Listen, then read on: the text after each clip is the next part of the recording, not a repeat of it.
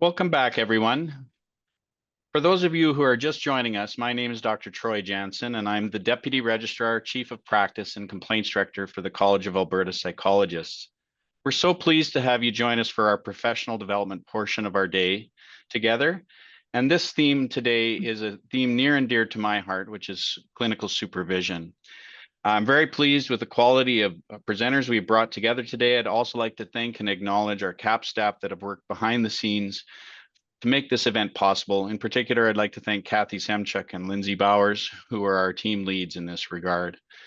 Today's professional development event and presentations are facilitated by Nina Blake of Matchbox Virtual Media.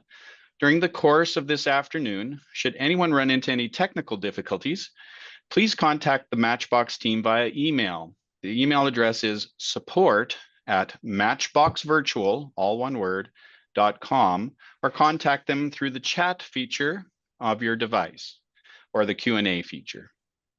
Nina, we appreciate you and your team being available as technical support for today's event. Prior to beginning today's event, and in the spirit of truth and reconciliation, I would like to offer CAP's territorial acknowledgement. Nina, please play the territorial acknowledgement.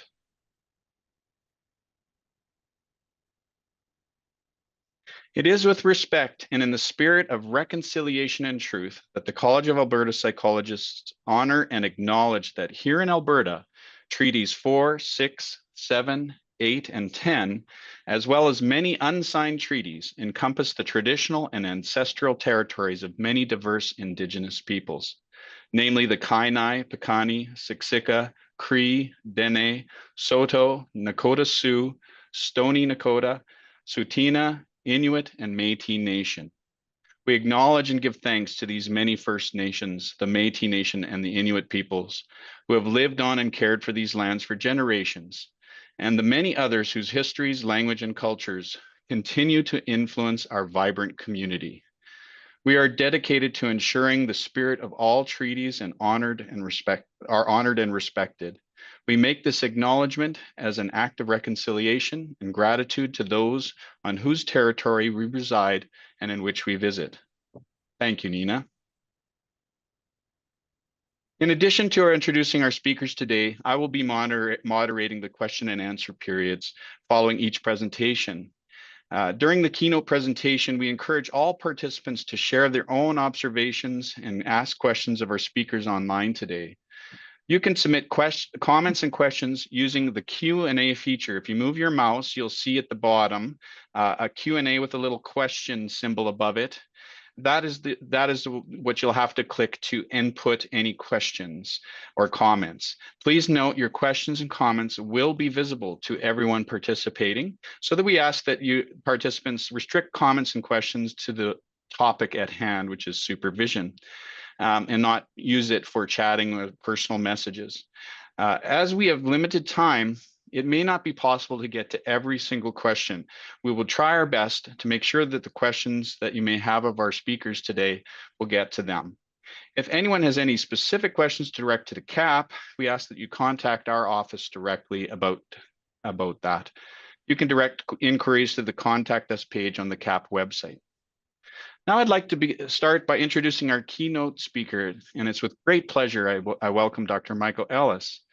Dr. Ellis received his PhD from Ohio State University and a Master of Science from the Illinois Institute of Technology. He is Professor Emeritus in the Division of Counseling Psychology at the University of Albany.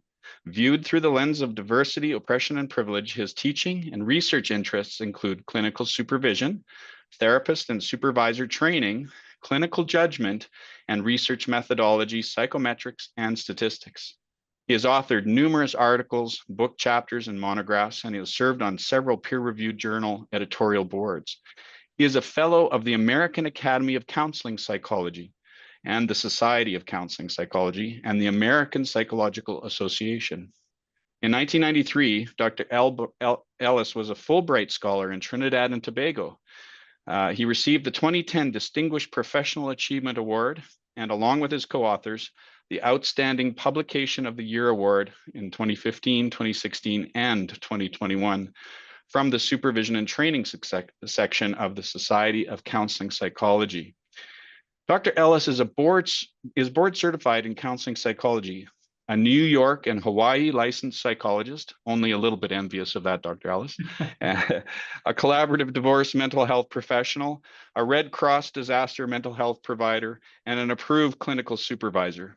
As a scientist practitioner, he has over 35 years of experience as a practitioner, clinical supervisor, and supervisor trainer. He maintains a private practice, working with clients from adolescents through elderly, representing diverse racial and cultural backgrounds and identities with a wide variety of presenting issues. Although his practice is a general one, Dr. Ellis has particular expertise working with trauma and medically related disorders. As an internationally renowned expert in clinical supervision, he is frequently called upon to conduct workshops on clinical supervision nationally and internationally. We're very pleased to welcome you, Dr. Ellis, and I look forward to what you have to say. Thank you, Troy, for such a nice introduction. Let me get screen sharing going here.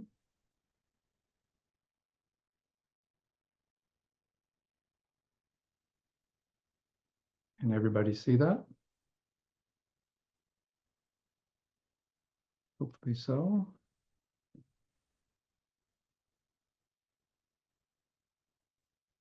Thanks, Troy.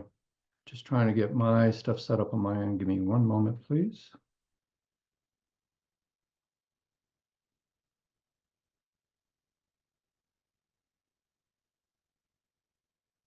It is truly an honor and privilege to be here presenting to you today. With 756 of you here and growing. So thank you for inviting me to be a part of this.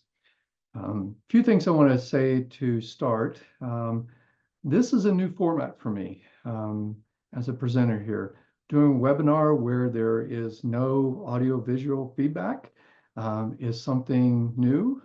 I'm used to whatever I do in terms of workshops, presentations, teaching, is reading my audience and looking for, especially visually, to see how you're reacting, receiving the information I'm saying, the pace I'm taking. So please bear with me as I don't have that feedback. So I will try to keep this at a pace that's reasonable for you. Certainly will welcome questions as I go through. I think the place I want to start with is my intent here today is to humbly share with you what I've learned in the past 40 plus years in the practice of clinical supervision and training clinical supervisors and the empirical work I've been doing along with my research team. Bottom line, folks, is I don't have all the answers. Wish I did, and I don't even know what all the questions are. So the information I'll be sharing with you today is going to be focused on the clinical supervision of psychological competencies, largely coming out of the APA competency framework and benchmark. However, I'm going to mostly focus on the clinical supervision competencies, or competencies for a clinical supervisor. Remember that these are grounded and based in the US perspective. So please feel free to adapt, edit, revise any of the knowledge information that I'm covering here and sharing with you today to adapt it to your specific agency and certainly make sure it complies with the standards and guidelines from Alberta as well as from Canada. As a way of introducing who I am in terms of my identities, other than some you just heard, I am a cisgendered, heterosexual, white male from an uneducated working class family, a recovering Southern Baptist, husband and father who strives to be sensitive to issues of our intersecting identities and issues regarding power and authority, privilege, and oppression. I really endeavor to be aware and attentive to privileges that I was born into or that I've earned, especially in context of hierarchical relationships, and attentive to issues of social justice and cultural imperialism. I try to approach what I do, both as a professional and outside, with humility and humbleness, and hopefully I will convey that to you today. At best, I'm a work in progress. At worst, I'm just work. So If you could open up poll questions 1 and 2, please. So again, my style of doing these kinds of presentations is much more interactive. I usually break people into small groups or into pairs to do a wide variety of different tasks and learn competencies and skills so that you walk away with something tangible. And that's sort of my intent today. So what I'm doing now is trying to find out a little bit more about you and what you bring to this presentation, this keynote. So please take the time to complete these polls.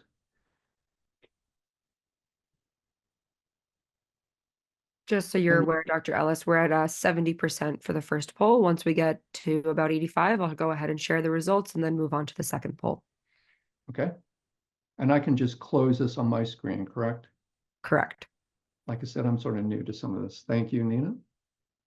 The second question has to do with have you ever received supervision of your supervision, SUP as we call it. Good. So 37% of you have had some kind of training in supervision. That's great. Based upon the survey that was published this summer in the Alberta CAPS Monitor, that survey, 60% of registered psychologists reported no training, and the provisional psychologists, 80% of them said there were no training. So that's a little bit better than those numbers.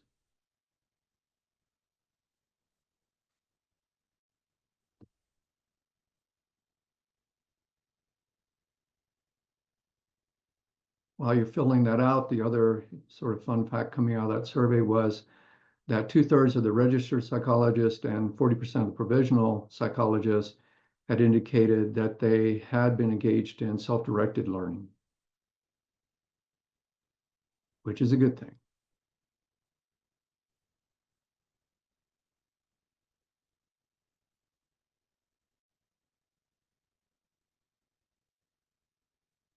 Good. Actually, those numbers are better than what I thought they might be. That 24% of you have received SUP.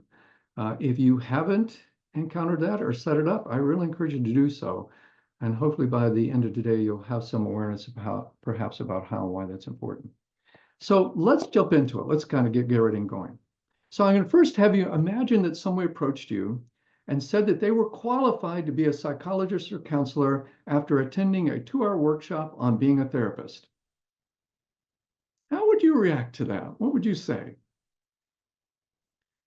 So I'm tasked with providing you an introduction to a complex set of competencies that are unique to clinical supervision, to a literature that's also unique to clinical supervision, and tailoring it to your work in Canada. If there's one thing I hope you walk away with today, is that an appreciation of the immensity, the complexity of the competencies, in other words, the knowledge, skills, and attitudes specific to clinical supervision, and 2, the risk and rewards and responsibilities that accompany this professional role.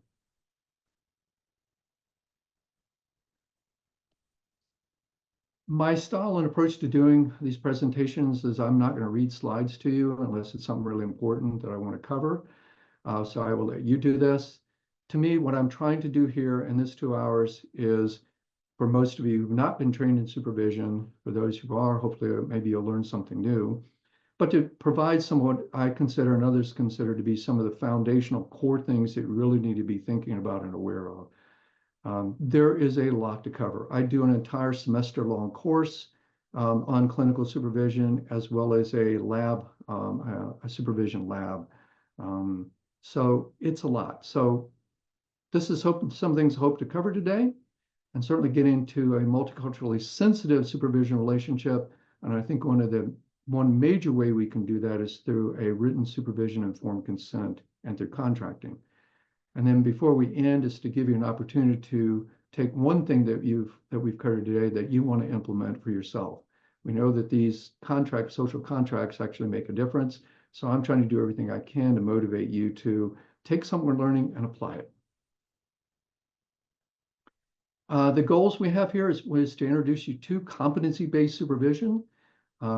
which in Canada, that has begun to be taken on by several different provinces. And I believe that the Canadian Psychological Association has already made some of that shift, and that's happening in other countries as well, not just the US. So give you an idea of what that is and what that looks like, and sort of a tip of the iceberg exposure to it. And the second thing is to talk about some of the research I've been doing over the last decade plus, actually 2 decades. That's what happens. You get older than dirt, you forget how long you've been doing this, which is to learn about exceptional, inadequate, and harmful supervision. That I hope that my intent is that you can walk away here with a pretty good understanding of what constitutes each of those within the context of a taxonomy, and the kinds of hazards that are out there for us as supervisors, and what we can do to try to mitigate against inadequate and harmful supervision and promote exceptional supervision. So these are the ground rules and norms that I typically use in the workshops that I do, because it's much more experiential and interactive among the participants. What I have highlighted here in blue are the ones I think are most applicable to what we're doing today in our format. In essence, what I'm asking you to do is to jump in 100% with feet first, to really invest in this workshop keynote presentation. You'll get out of it what you put into it. And I know if you're like me, I mean, we all sometimes have to meet our CEU requirements. And so we'll turn something on and we listen for the keywords that we have to have. So we'll get credit for the continuing ed, and we're off doing other things, sometimes not even in the room. I'm inviting you to join us. I'm inviting you to actively participate. I've tried to gear this presentation today so it's not lecture. So you have an opportunity to actually try things on, do things, and get involved. Not in the way I typically do. Like I said, this is trial and error for me. We'll see how that works. I'm also encouraging you, especially those of you who've done some supervision, to approach what we're doing here today with an attitude of being openness and curiosity. Maybe there's something else I can try on, something I can think about and do differently, or really kind of be aware of some of my emotions and feelings about what I do as a clinical supervisor. And what I hope to do is to make this somewhat fun for you. It's not going to be, I can't say I'm going to be an entertaining, because I don't know if that's my forte, but certainly something that can be helpful and useful for me. That to me is important. A lot of CEUs I do, we walk away and we don't have a lot that we can actually take and do. It's like it's there for a day or two and it's gone. I hope this is you walk away at least a couple things that stick, and that's my intent. So the first thing I want to do is to really broach a subject and have you start thinking about what it means to be a supervisor. How do you think like a supervisor?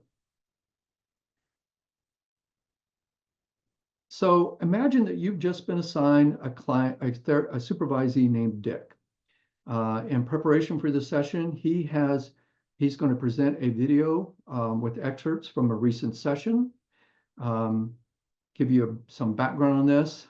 Dick and Ina have been working together, and this is their 5th session and this recording. Ina originally presented with panic attacks. She recently married John. That marriage was 5 months before this session. However, she just had a tryst with Dawn, who is John's best friend, between the 4th session, so the session before this one. So your task in listening to this is to generate a list of at least 10 questions, observation issues that you want to discuss with Dick in your supervision session that will immediately follow this or will occur later today. So that's sort of the framework I'd like you to take. So as a preparation of warning, I know this is a dated video. The reason why I continue to use it is I have not found another video that is as rich as this one. I use this for a wide variety of different kinds of training activities I do for clinical supervision. That's the one I want to start with today. So this is Dick and Ina. And please let me know, someone, if you cannot hear this, so I can do whatever's necessary to make sure you can. And that's supposed to start automatically. Wondering if what you're saying is that's the relationship you'd really most like to work on, that yes, there is your mother always in the background. And Don, of course, is coming and going, but not so much the dominant character, maybe. But John is very central. Is that where you think you'd like to put your energies? Mm-hmm.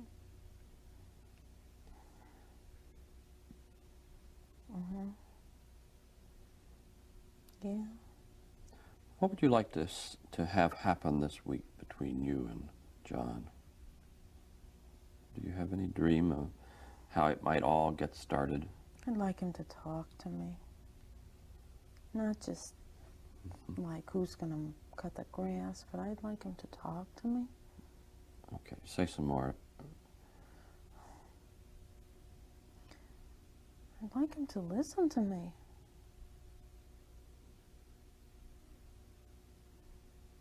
I mean, it's really weird. I was thinking about this week, and I feel a little embarrassed to tell you. Mm-hmm. But the only place anybody ever listens to me is here. And I don't want to just have this be the only place. Mm-hmm. Because I can't come here forever. Mm-hmm. I hope not. This is temporary. But I really wanted to come today. Yeah. Because I wanted somebody to listen to me. Yeah. And I felt, well, I'd sure like somebody else in my life to listen to me. And to talk to me like I was a really person. I mean, I understand why he doesn't do this. I mean, I really know this. I mean, he's not, you know, people, well, I've told you how things were for him when he was growing up. And so I understand, and so maybe I'm asking too much. Mm. But it I'd doesn't listen to feel like... him. If he'd ever talk to me, I'd listen to him. I mean, it's not that I just want something for me that I wouldn't give back. Yeah. But maybe he doesn't need that. Yeah. Okay. Let's just... He's always busy. He's probably, you know, we're doing some fixing around the house and painting Yeah. and stuff, and so he probably wouldn't. Yeah. Okay. So there probably would not be any way that he would come out there on his own. Well, no, not this week. Not this week. Probably not.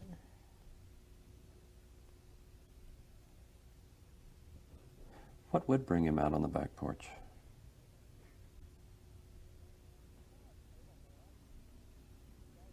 Well, I suppose I could ask him. I mean, he does about what I want. Short of asking him. The house caught fire? Well, that would probably bring him out. Smoke him out. That's part of the problem, isn't it? That it feels like anytime you get what you want from him, it's because you had to smoke him out. Mm-hmm. Mm-hmm. Mm-hmm. And then he only half. Yeah. Yeah. I'm sure I could beg him, and he'd sit beside me, and I'd start to talk, Mm-hmm. and then he'd pat my arm and say, "Oh, you want a beer?" That's the scene we want to avoid, isn't it? Yeah. You've tried that before, and it just doesn't work. Well, I haven't tried it really hard because I mean I haven't even been sure, but I mean if I'm gonna do something else, but. What would it be like if you, do you ever have lunch out on the back porch or dinner or? Well. He would come out to eat, I would think. Is that, Yeah. can you imagine doing that ever? Yeah, we have a little grill. I haven't used it much this summer. I mean, just because, I never get around to buying charcoal and stuff like that. Yeah. I would have to you know, maybe get some steaks and some, well, probably hamburger. Uh, I would, yeah, I suppose I could cook out there. It's just a little job. Yeah. Yeah. I was thinking maybe of eating out there, setting up, you know, a TV tray or two, and maybe just eating out there. Yeah, I suppose I could do that. I don't fuss a lot with cooking, and it's not usually, you know, we'll just run out and get a bag of something, you know. Wondering if So your task, as I said, was generate at least 10 questions, observations, or issues that you'd like to discuss with Dick. So I'll give you a few minutes to finish out those 10. Please try to get to 10. If you have more, that's okay too, but at least 10 would be helpful.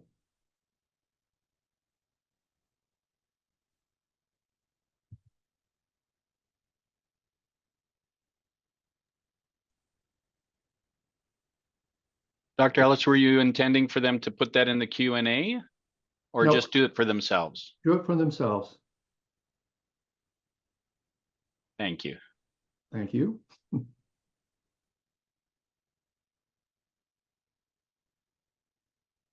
And while you're doing that, I forgot to mention that for those of you who may need closed captions, you can just click on that on the bottom of your Zoom screen to turn those on. I actually meant to do that before the recording to tell you that. So I'll give you about a minute more to wrap up those questions.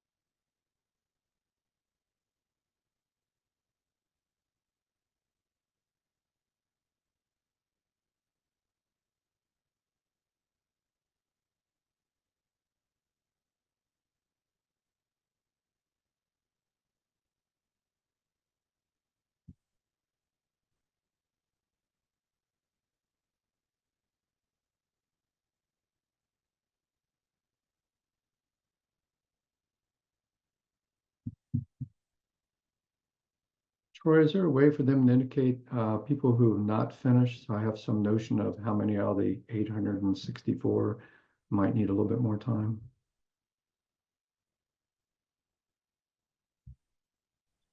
I think you'll just need to use your judgment. It's hard for us to know if they've finished unless they chat it to us. By the way, we did get one question. I just was curious about your background in becoming a counselor. I don't know if you wanted to fill some of that time by telling us that. I think I'll hold that for now, just for time's sake, so I feel like I need to move on. Happy to answer that question. That's why I was debating. Is like, can I do this succinctly? And I think I'll move on. So what I'd like you to do, even if you're not finished, is I'd like you now take a look at those 10 questions, issues that you identified, and then categorize them as to what extent they are primarily focusing on the client or on the supervisee. And by focusing on the client, I mean understanding the client, trying to understand the client's dynamics, understand the treatment for the client, or anything about the client themselves are really focused on the client's treatment. The supervisee is really focused on the supervisee's competencies, their skills, their knowledge, their attitudes, their professional development. So please identify each of the ones that, which is it, client or supervisee. I recognize that some may be both, but choose one. I'll give you another minute or so to do that.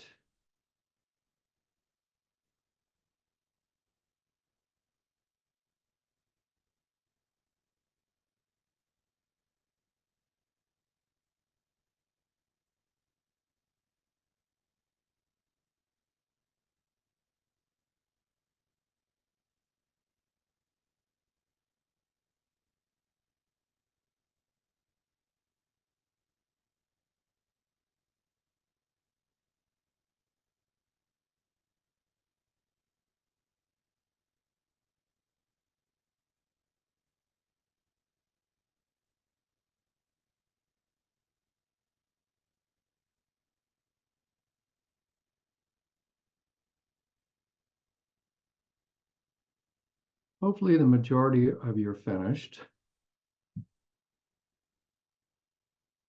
So what I'd like you to do now is to sum up the number of client-focused questions and the number of supervisee-focused questions, and divide each by the number of questions. What we're trying to get here is the percentage. What percentage of your questions were client-focused, and what percentage were supervisee-focused?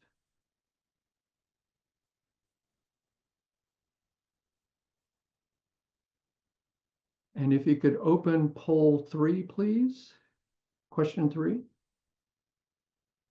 And I'm asking that question, how many of you had more client-focused questions, or supervisee-focused, or equal?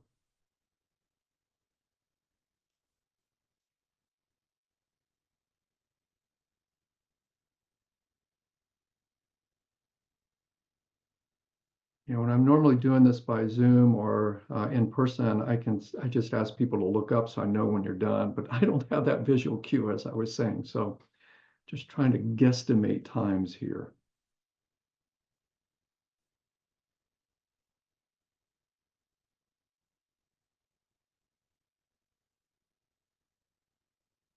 Well done. Most of the time I do this, the vast majority, and have clients that are questions that focus on the client. So 17% that are focused on the clients, 24 equal, and 59% supervisee. Awesome. Again, kind of bringing in the results from that survey from the summer, the professional psychologists reported that 80% of the supervision focused on case conceptualization, with 70% being self-reflection.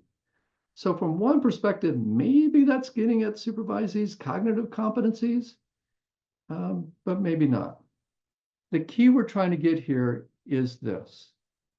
The key to learning how to think like a supervisor is that we have to manage the dual responsibility. We have a responsibility for the welfare of the client and making sure they're getting the treatment they need. We also have an equal responsibility for the, in essence, the welfare of the supervisee, and in particular, the professional development and professional competencies. That's the key. A good chunk of you are already there. That's awesome.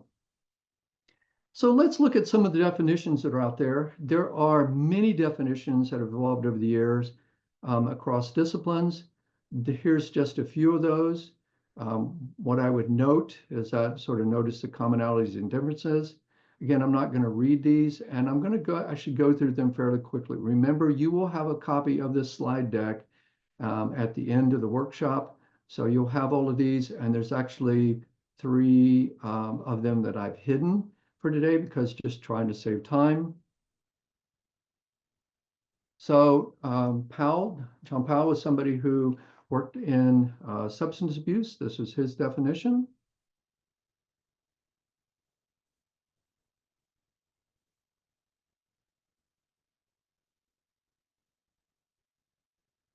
Munson, I believe it's Charlie Munson, social work. This was his definition. He was one of the early writers in clinical supervision.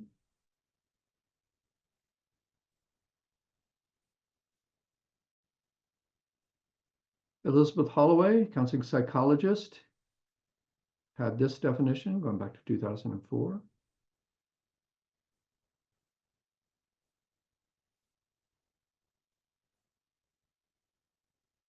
The definition I prefer is one by Bernard and Goodyear. And by the way, for those of you who are new to this role of being a supervisor, if I would say from my personal perspective, the best single resource out there for clinical supervision is the book by Janine Bernard and Rod Goodyear. Carol Fallender and Ed Shafransky have another book, and it's also quite good. But I tend to lead towards Bernard Goodyear. They do a little bit better job in terms of integrating research findings into the book throughout. So if you're looking for a resource, this is it. So I will quickly read through this because this is one definition I think is important, and we will come back and revisit this in a couple different ways today. So it's intervention that's provided by a senior member of a profession to a more junior colleague or colleagues who typically, but not always, are members of the same profession. Rod, Janine, and I have gone back and forth on senior or not. Sometimes that's not accurate.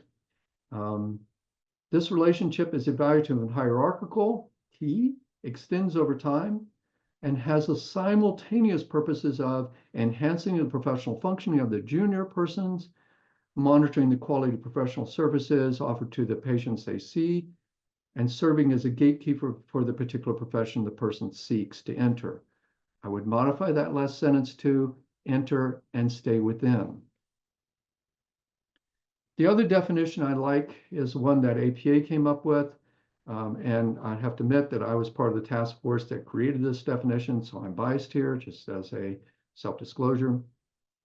Again, I'm not going to read it, but the part that stands out is that supervision is talking about the professional competence and that it's science-informed, which is not in most of the other definitions that are there. You'll notice that these really kind of focus on clinical supervision, and our role is to serve as a quality control function. That's in most of the definitions, again, not all of them. And part of what goes along with that is the gatekeeper role, that if we notice or see a deficiency, and that among our supervisees, but I'd also extend that, and you'll get a better sense of why later, for our colleagues or who may be evidencing of some kind of deficient in some way, problems of professional competency is the term we use, that those folks get remediation. Again, it's that dual responsibility that we have to the, in some ways, you can think about it as three responsibilities: to the client, to our supervisees, and to the public and our discipline itself. So I want to shift gears and talk a little bit more about the clinical supervision and contrast it with some other roles that we typically do. In the US, this is a critically important one. Remember, we are hyper litigious in the US, and I mean hyper. For us, we have to have litigious legal issues on the radar, on the front stove all the time, on the front burner on the stove. So for us, if you use the term clinical supervision, by definition, if you're using that language in a written document, it means that you have legal liability for clients. Clinical consultation, on the other hand, can be we're doing everything we would do in clinical supervision, but we don't have the liability for clients. We do not have that direct liability piece. So differentiating at clinical supervision versus clinical consultation is critical for us in the US.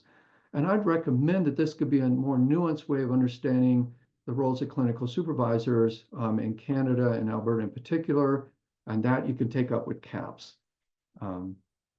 Other ones would be case management. As I talked about before, case management tends to be focused on understanding the client.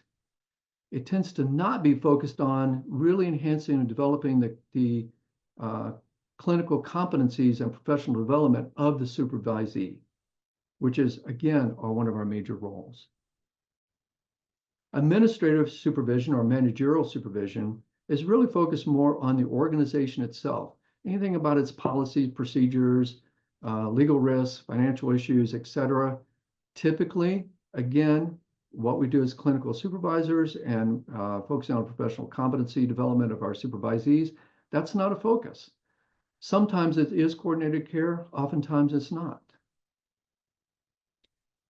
Tied to what you were just getting earlier, as a consultant, we don't have any direct responsibility over our supervisees. We're more of a consultant. We don't have liability for clients. We don't have liability for the supervisees per se. So that's an important distinction as well. And then shifting into competency-based supervision. I know I'm covering a lot of ground quickly here, folks. Bear with me. The key pieces of competency-based supervision is to really think about as focusing on the behaviors. As you'll see in the next slide, this for us was a mandatory shift that we had to make. I don't know, and even working with the Calgary Counseling Center, which I've been working with long-term for 3 or 4 years now, still don't have a good feel to what extent that we view in Canada, viewing supervisees with problems as through an impairment lens, that they're impaired somehow. For us in the US, that runs against the American Disabilities Act, and we can't do that. It puts us at legal risk. As I said, it's all about legal risk, right, for us. So it made us shift to focusing on knowledge, skills, and attitudes. And again, those are the 3 components of of competency-based perspective. And remember, attitudes are manifest in behaviors of our supervisees and of ourselves.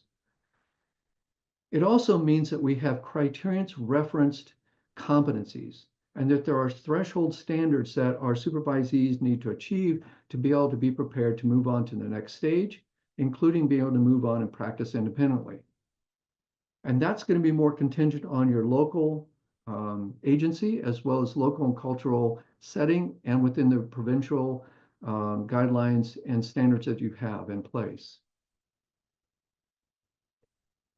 In my opinion, moving to a competencies-based approach, while it was a difficult struggle, it's been liberating, because it allows us to really focus on what we do as supervisors to think about looking at the supervisees' behaviors.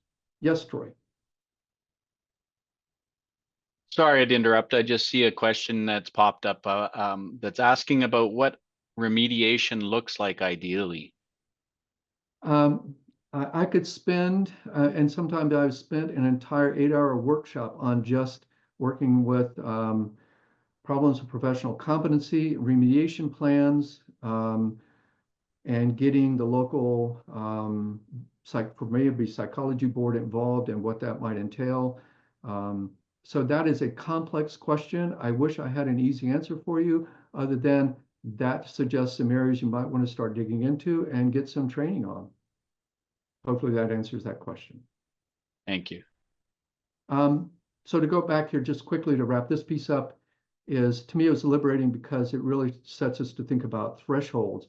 You don't have to be exceptional. You just have to do this minimal level, whatever this minimal level competency you need to develop to be an intern, or go from internship to be a resident, at least within psychology. So that's something I might encourage you to think about. Again, I think there has been some of that shift going on within CAPS already. And from my perspective, that would be something I would encourage you to do, just because I find it makes it so much easier for our role as supervisors, because the criteria become more clear-cut. So I'd like to shift now to talk a little bit about what I mentioned at the very beginning, which is the taxonomy of exceptional, adequate, inadequate, and harmful supervision.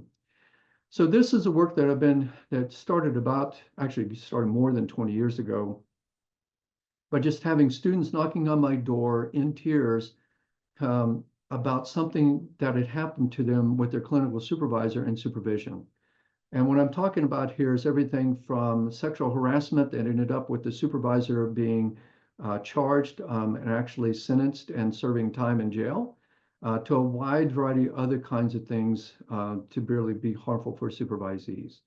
So that's really where I started really thinking about this, having seen it occur within my internship, my pre-doctoral internship, and just want making sure that as supervisors, let's see what's really going on out there.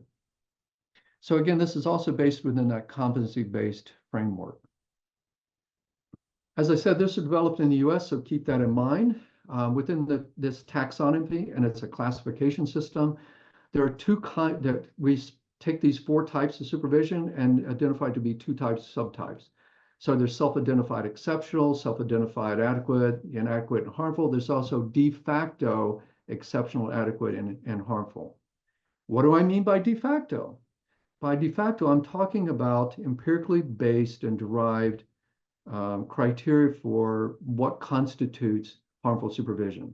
For example, as you'll see in a moment, having sex with your supervisee. We know for a fact that that is harmful. No ifs, ands, or buts. So that's when having those criteria in place. So these were our initial definitions we started with. So again, I'm not going to read these, but just noting exceptional supervision, that was a hard one for us to define. That's how we originally defined it back in 2007 when I started working on this work. What adequate supervision is, and that's typically set up by our legal and ethical standards and guidelines. Inadequate supervision is where we're failing to meet those adequate standards or failing to protect the client from harm. And harmful supervision are those actions and inactions on our part that results in psychological, emotional, physical harm or trauma to the supervisees. An exception to that is If a supervisee really struggles with something that's painful issues, in particular if it's his own family of origin or events that happened recently to them, or they were given feedback by a supervisor that was really difficult or painful to hear, that doesn't constitute harmful supervision from our perspective. Being able to sit down with a supervisee, and I've had to do this, unfortunately, too many times, and counsel them out of the profession, that's hard. And I can guarantee that was harmful for that supervisee. It certainly was hurtful, hopefully not harmful. But those are the four. So what I'd like you to do is take a moment and think about your best and worst clinical supervision experiences as a supervisee that you received. So take a moment or two and think about your best supervision experience. For somebody like me, some of that goes back a long time ago. For some of you, that may be something that happened yesterday. This could be a single incident or something that was just really exceptional supervision or the best supervision with your supervisor. Also think about and really come up with a concrete, specific example of your worst supervision, what that was. Again, it could be a single incident, or it could have been an ongoing supervisory relationship or that you worked with them. Then what I'd like you to do then is to categorize it using those four definitions. And I'm going to put them back up on the screen here in a second. And as you're doing so, I invite you to really kind of think about the rationale or why you're categorizing the best supervision as whatever you categorize it and the worst supervision the way you do it. So I'm going to give you a couple minutes to do that. Hopefully the task is clear. This is, you're just doing the categorization for yourself. I would note it because we're going to come back to this, your best and worst. If it's helpful for you to have some notes about what those experiences were, certainly by all means jot them down because we will revisit this in a bit. So I'm going to give you a minute or two to classify your best and worst supervision using these definitions.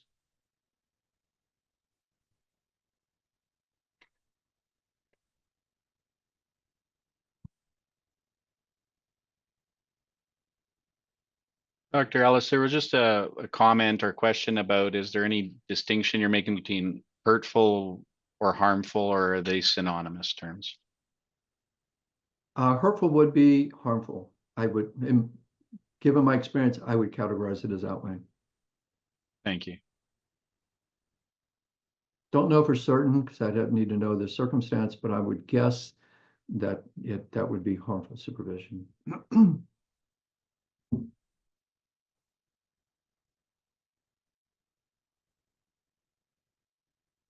But a good question.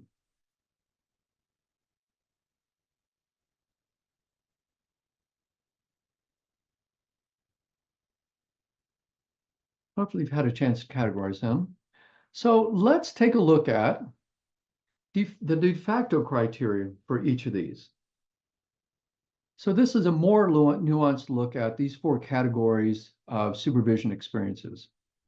And for us to be able to determine what's adequate supervision, we need to figure out what minimally adequate clinical supervision was. That didn't really exist anywhere in the literature, and certainly prior to 2014, APA had not had anything pertaining to clinical supervision other than in the ethics standards of don't have sex with your supervisee, and you have to do a written evaluation at least once. Outside of that, we had nothing. So we relied on the professions and disciplines in the US, outside of psychology, and internationally to come up with these minimally adequate clinical supervision criteria. So these 11 over the next two slides are what, again, we did this empirically through qualitative research. These consist, there's a couple I want to tease out. One is this, which we're going to spend some time talking about, which is the consent for supervision or contract for supervision. And the second one is about observing and monitoring our supervisees and their work.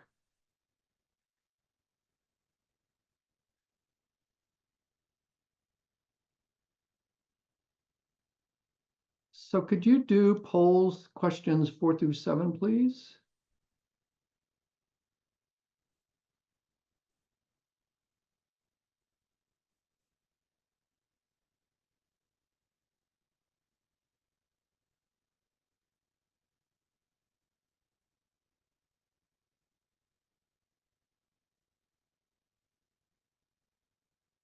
And as that comes up, the standard in most disciplines is a written informed consent these days.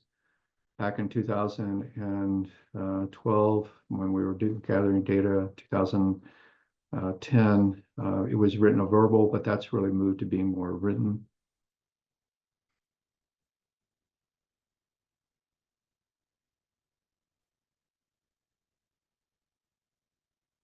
Awesome. Glad to see that you are doing that. And I'll talk more about that. Hopefully those who have those consents, you brought it with you. And to me, this is different perhaps from the consent. This is a contract that gets at the competencies, the criteria by which you're evaluating your supervisees. In other words, do the supervisees know how they're going to be evaluated and what they're going to be evaluated on at the very beginning of clinical supervision?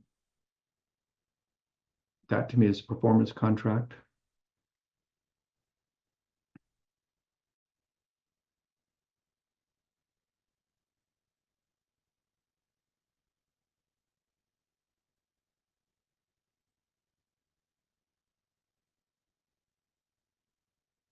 Good. Hopefully we'll get a sense of why it might be important to kind of shift to this, as long as it's consistent with the guidelines and standards for you in Alberta and Canada.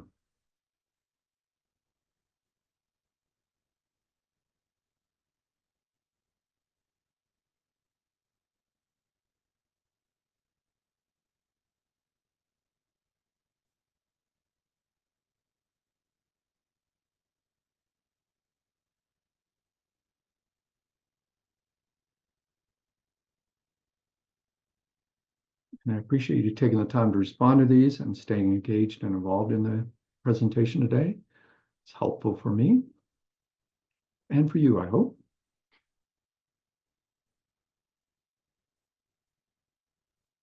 And are we having fun yet?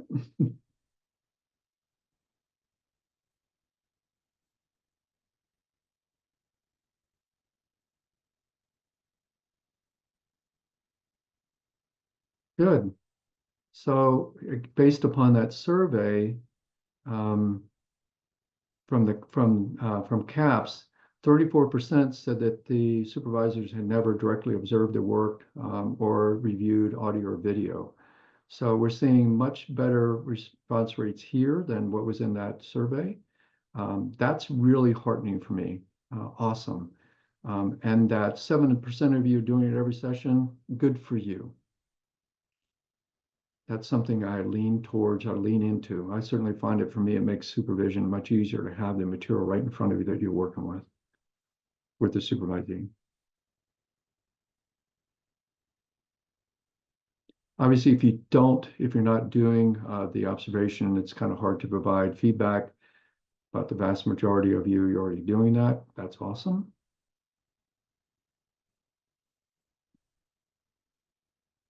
Troy?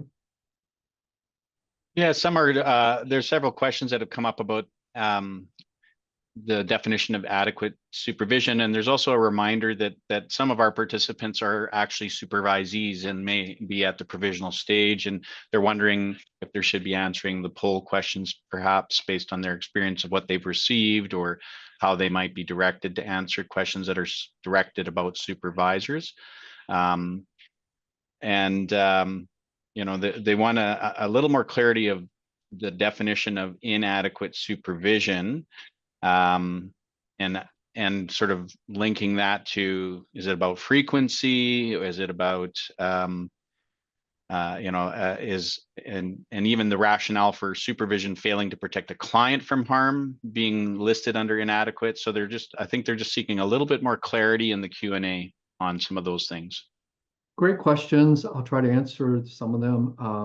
If you're a supervisee and you're not doing supervision, again, in the US, you can also be doing some supervision if you're being supervised before you're licensed. So I don't know if that's the case. That's a nuance I don't know about the CAPS or being in Canada and Alberta in particular. So if you're doing, so to me, it's answering these if you're providing clinical supervision.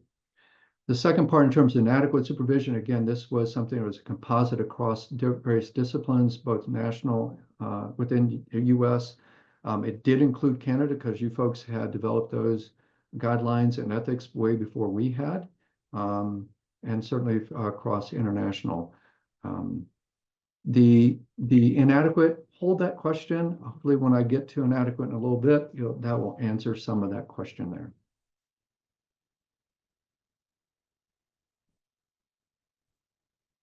Fantastic.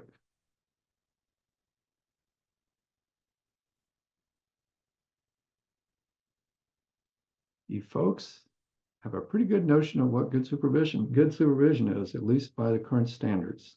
Awesome.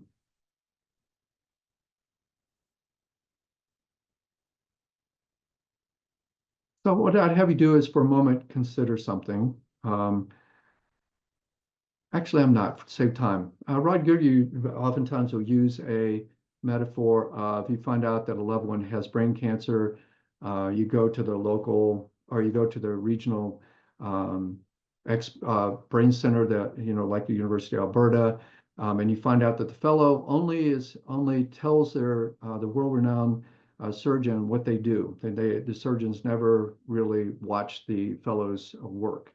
How comfortable would you be with your family member having surgery there? We're the only discipline and profession that I'm aware of that routinely does not observe our supervisees' work or our apprentices' work. In my opinion, that needs to change, and that's not just me. That one I'm a little bit stronger about, because how can we be responsible for client welfare? We don't know what the supervisees are doing in sessions. And we know that supervisees don't report accurately what they do. In other words, we don't know what we don't know. Here's the rest of the minimally inadequate. And I would add that serving as a gatekeeper is the hardest part of our job. In my humble experience, has been that those individuals who are least aware of and own their privileges, power, and authority are the ones who are most likely to abuse it. And part of this is being a gatekeeper. The reason why I say it is being a gatekeeper, doing a job, what I've found is, for me personally, is that doing the right thing, what resonates true for me, and it is true for our ethics, my values, my morals, in a profession, it's almost always doing the hard thing. And by not knowing what the issues of power and authority are, that's where I can be harmful in terms of if I don't do it or how I do that.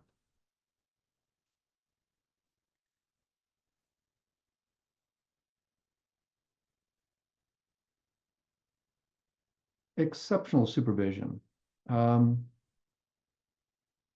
Actually, could you do, I forgot to mention, could you send out that handout, please, on these different types of supervision? I neglected to do that, which would have had all this information in front of you when we started de facto. So all this stuff that's up on the slides, again, there's going to be a lot with exceptional and others as I move forward. I need to catch up on time here a little bit. I'll just leave it for you to kind of read on your own. The couple things I will say, so I'll talk a little bit more generically, and then I'll focus in on a few pieces here for each of these de facto criteria. Remember that these were developed, maybe I didn't say this, these de facto criteria was based on a panel of 50 experts in clinical supervision across disciplines. We gave them, I think it was 75 different descriptors of a wide variety of different kinds of supervision for inadequate and harmful.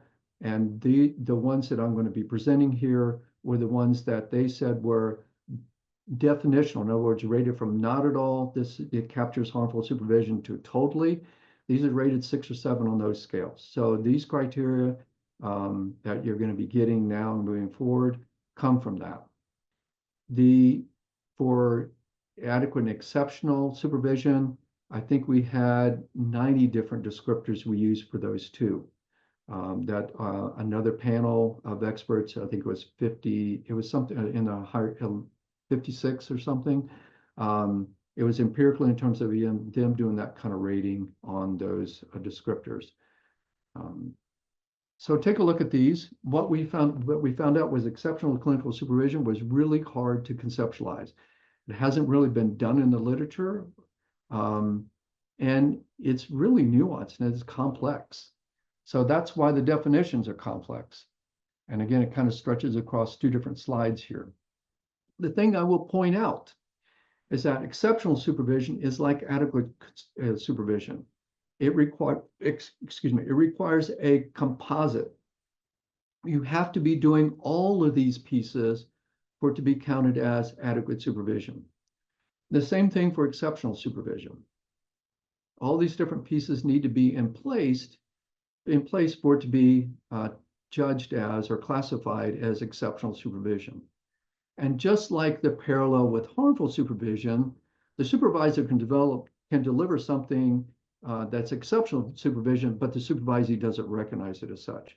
For me, and for the panel, one of the things that those experts said was, like when a supervisor does a really good job at gatekeeping and they do it compassionately, that's really hard to do. It's going to be hard for the supervisee to be put on a remediation plan, but it's what we need to do as supervisors. Some examples of those exceptional criteria, and it's actually much more than this because there are all these 5 conditional exceptional supervision that I just don't have time to get into. If you're interested, I could send you the presentation we did a few years back. A colleague and I are now working on trying to get that prepared and submitted out for publication. So the way to think about exceptional supervision, and what I'm doing here is to have a figure depicting 2 concentric circles. Notice that all exceptional supervision is by definition adequate supervision. It's subsumed within that. And that also we learned empirically, which we were somewhat surprised by that piece. We thought it might be a different kind of relationship, but it really is subsumed within it. So turning to inadequate supervision, which you can follow in the handouts, notice on the left-hand side how that parallels Bernard Goodyear's definition of supervision. As I said, we'd be revisiting that. So that's where some of that came from. And on the right side, the de facto is where, as supervisors, we actually don't adhere to the standards that we're expected to do so within our profession, and in the US, certainly within the legal statutes of what it means to be a licensed psychologist. In Canada, it'd be the standards you adhere to be a registered psychologist, or for those who are counselors and psychotherapists, the standards are there for that.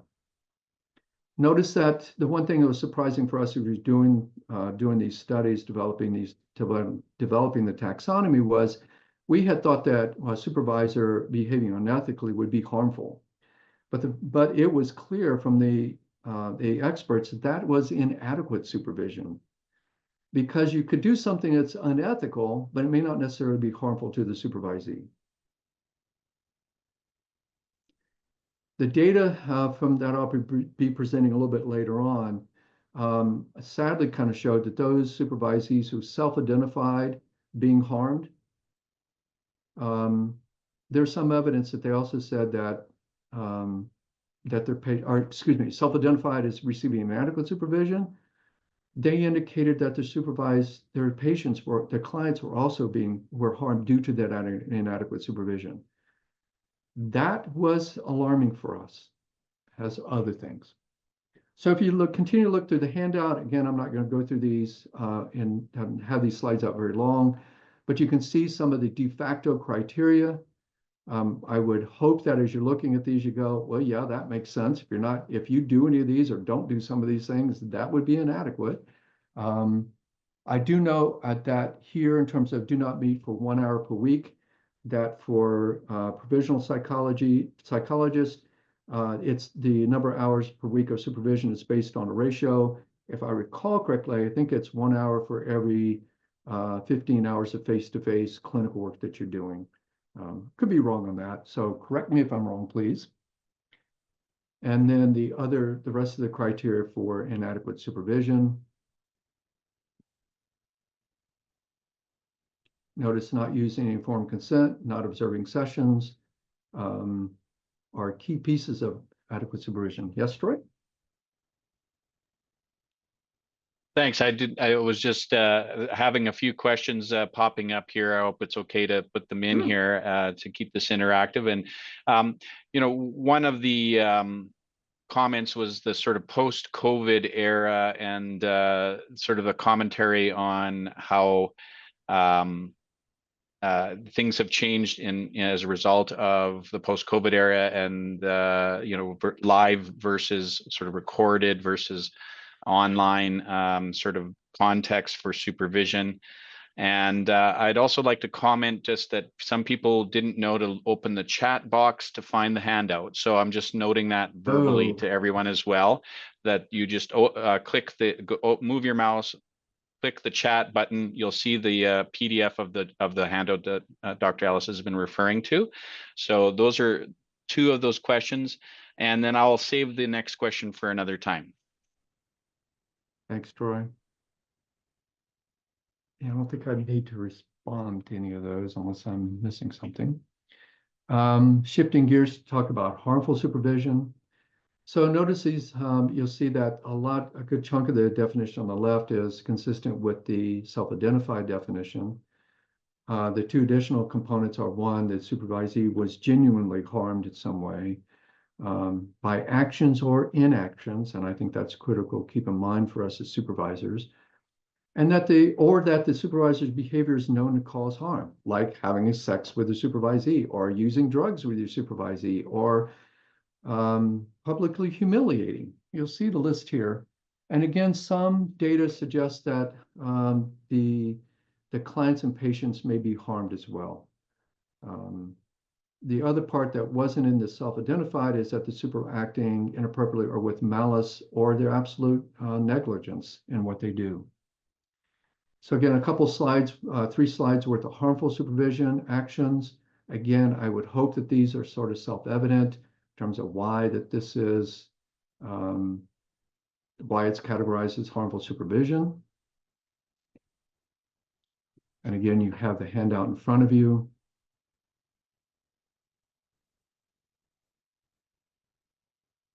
And by discriminating, we're referring to racial, cultural, or other kinds of discrimination.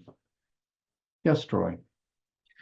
Someone's asking a question about, in the context of harmful supervision, of that sometimes you have to give negative feedback or corrective feedback, and if that negative feedback hurts their feelings and hurtful equals harmful, how do we therefore give that feedback? And maybe if you could comment about that, the necessity to sometimes give difficult feedback. Yeah, and that was and actually you're right. I see that I left that out of the definition here. In the self-identified supervision definition, recall that it said the exception to this was if in the acts of what we necessarily need to do as supervisors, like in gatekeeping or dealing with remediation plans, that we provide feedback that is difficult or painful for the supervisee to hear. We do that compassionately. I would not classify that as harmful supervision. That's us doing our job. Hopefully that answers that question. But thank you, and that means so what I'll do is I'll update that slide and send out an updated version of the PDF of the slide deck by putting that back in there. Thank you for pointing that out. So here's again a figure kind of putting together both inadequate and harmful, adequate and exceptional supervision. Again, 2 sets of concentric circles that do not overlap. And remember that for harmful and inadequate, it's any incident of one of those criteria constitutes inadequate or harmful supervision. And for adequate and exceptional, all the pieces have to be there. So what I'd like you to do, using the handout and going back to your best and worst supervision that you have received as a supervisee, recategorize those 2 experiences using the de facto criteria. And I know this may take a time. I'll give you 3 minutes to do this. Trying to keep us on target here. And do consider your rationale for doing so.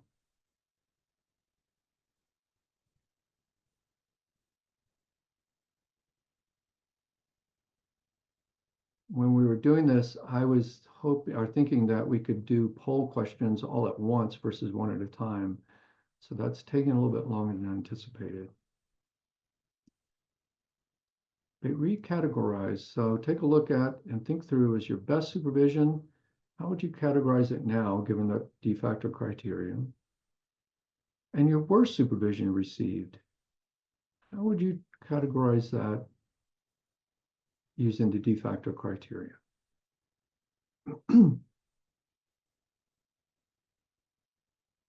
Give you about another minute remaining here.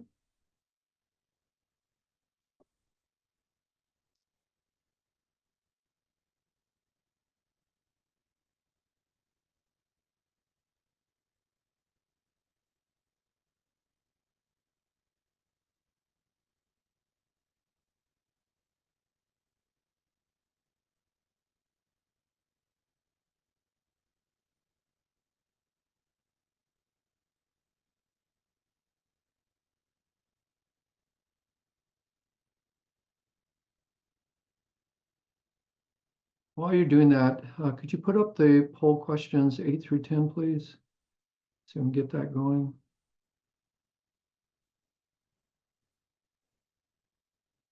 Oh, you can't see the handout. Wow, that makes this task really hard. Because that's too many slides to try to go back through. Correct. Actually, I can answer that question, Troy. If people join this webinar after you posted it, they won't have access to it. So if you repost that PDF, they should have access to it now. And if you notice anybody else joining, you could post it when new folks join.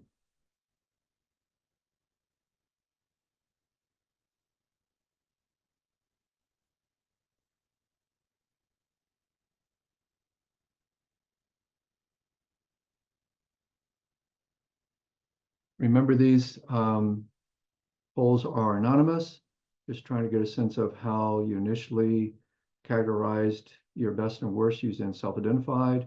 Next questions will be using de facto criteria. And question 10 is, did any of these change? And for time's sake, yeah, I'm going to need to press on with this. And I know that looks like only about half of you responded, and I get that. Sort of hard to do that if you don't have the information. Okay, thank you. If you could put up 9.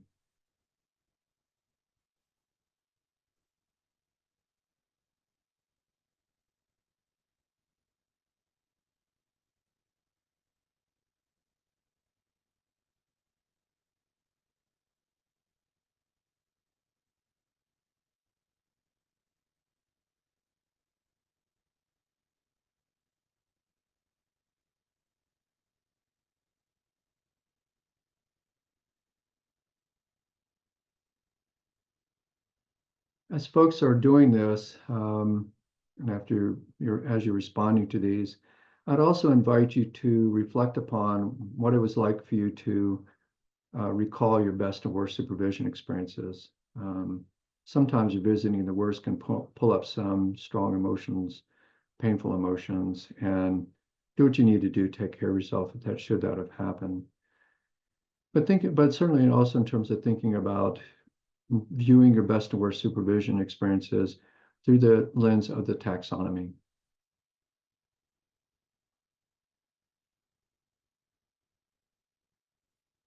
So notice how the harmful numbers have jumped here a good bit, as well as inadequate. And if you could put up the last question, thank you, Troy, which has to do with to what extent did your how you categorized your experiences best to worst change? Or did it? One of them, both of them, in terms of best to worst?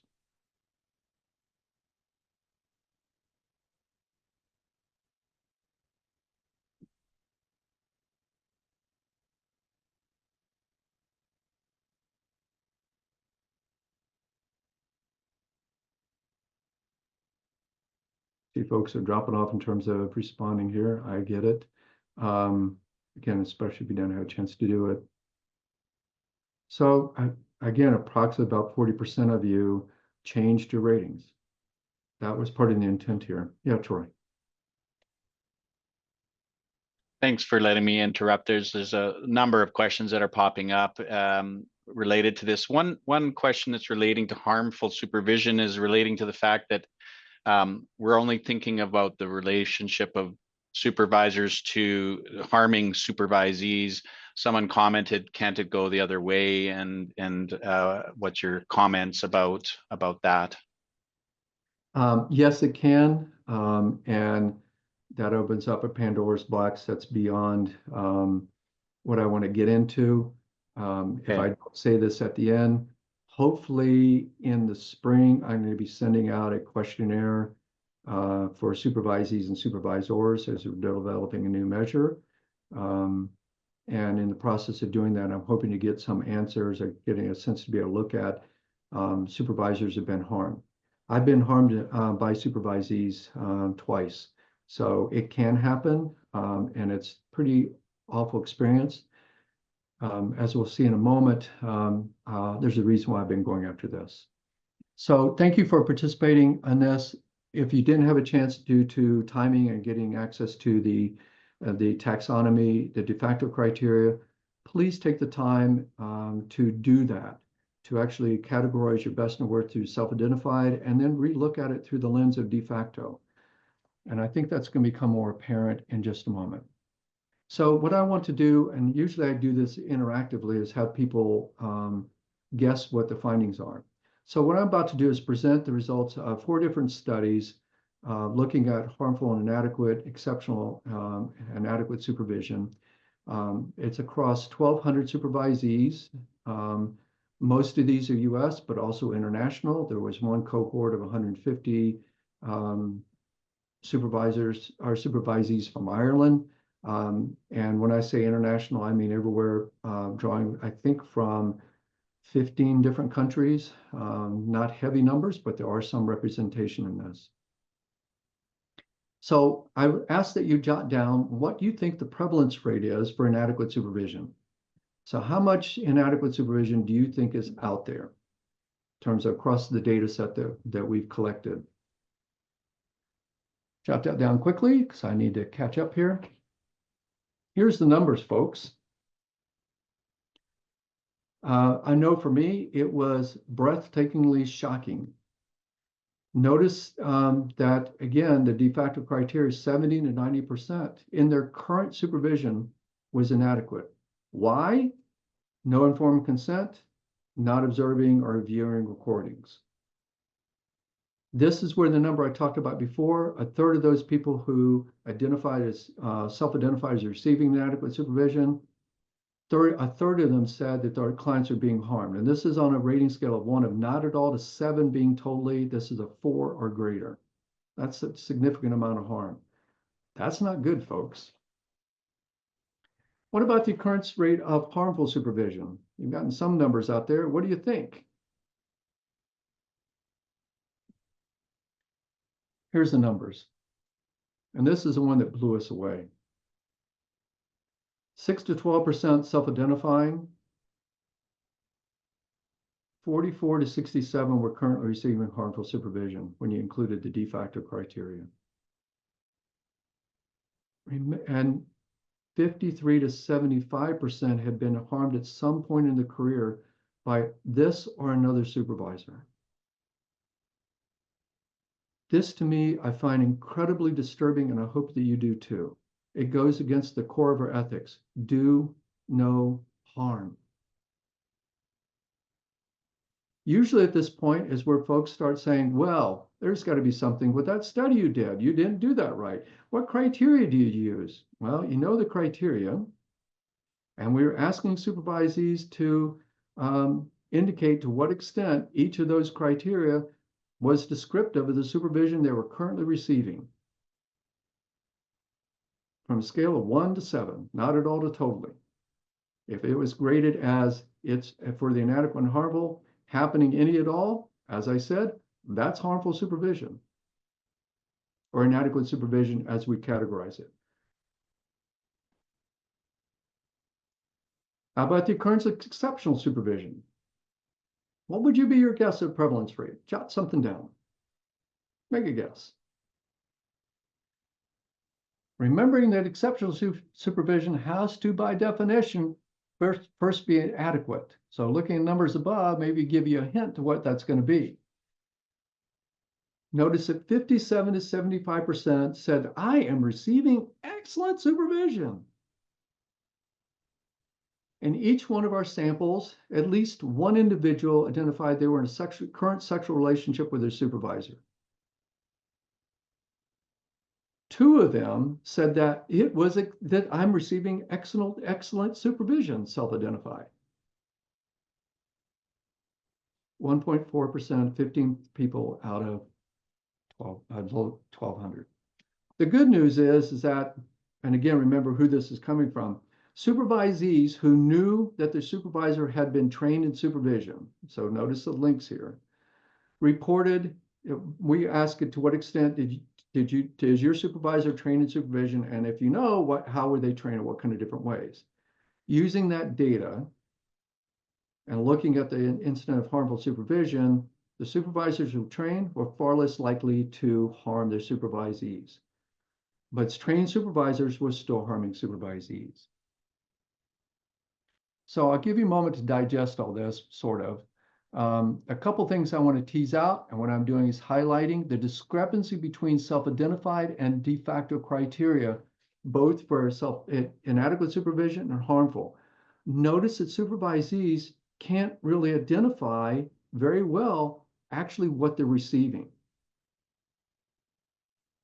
And as many of you changed your ratings, which if I remember right was 40%, it's because we haven't educated our supervisees and to some extent our supervisors about what is harmful supervision and what is minimally adequate supervision.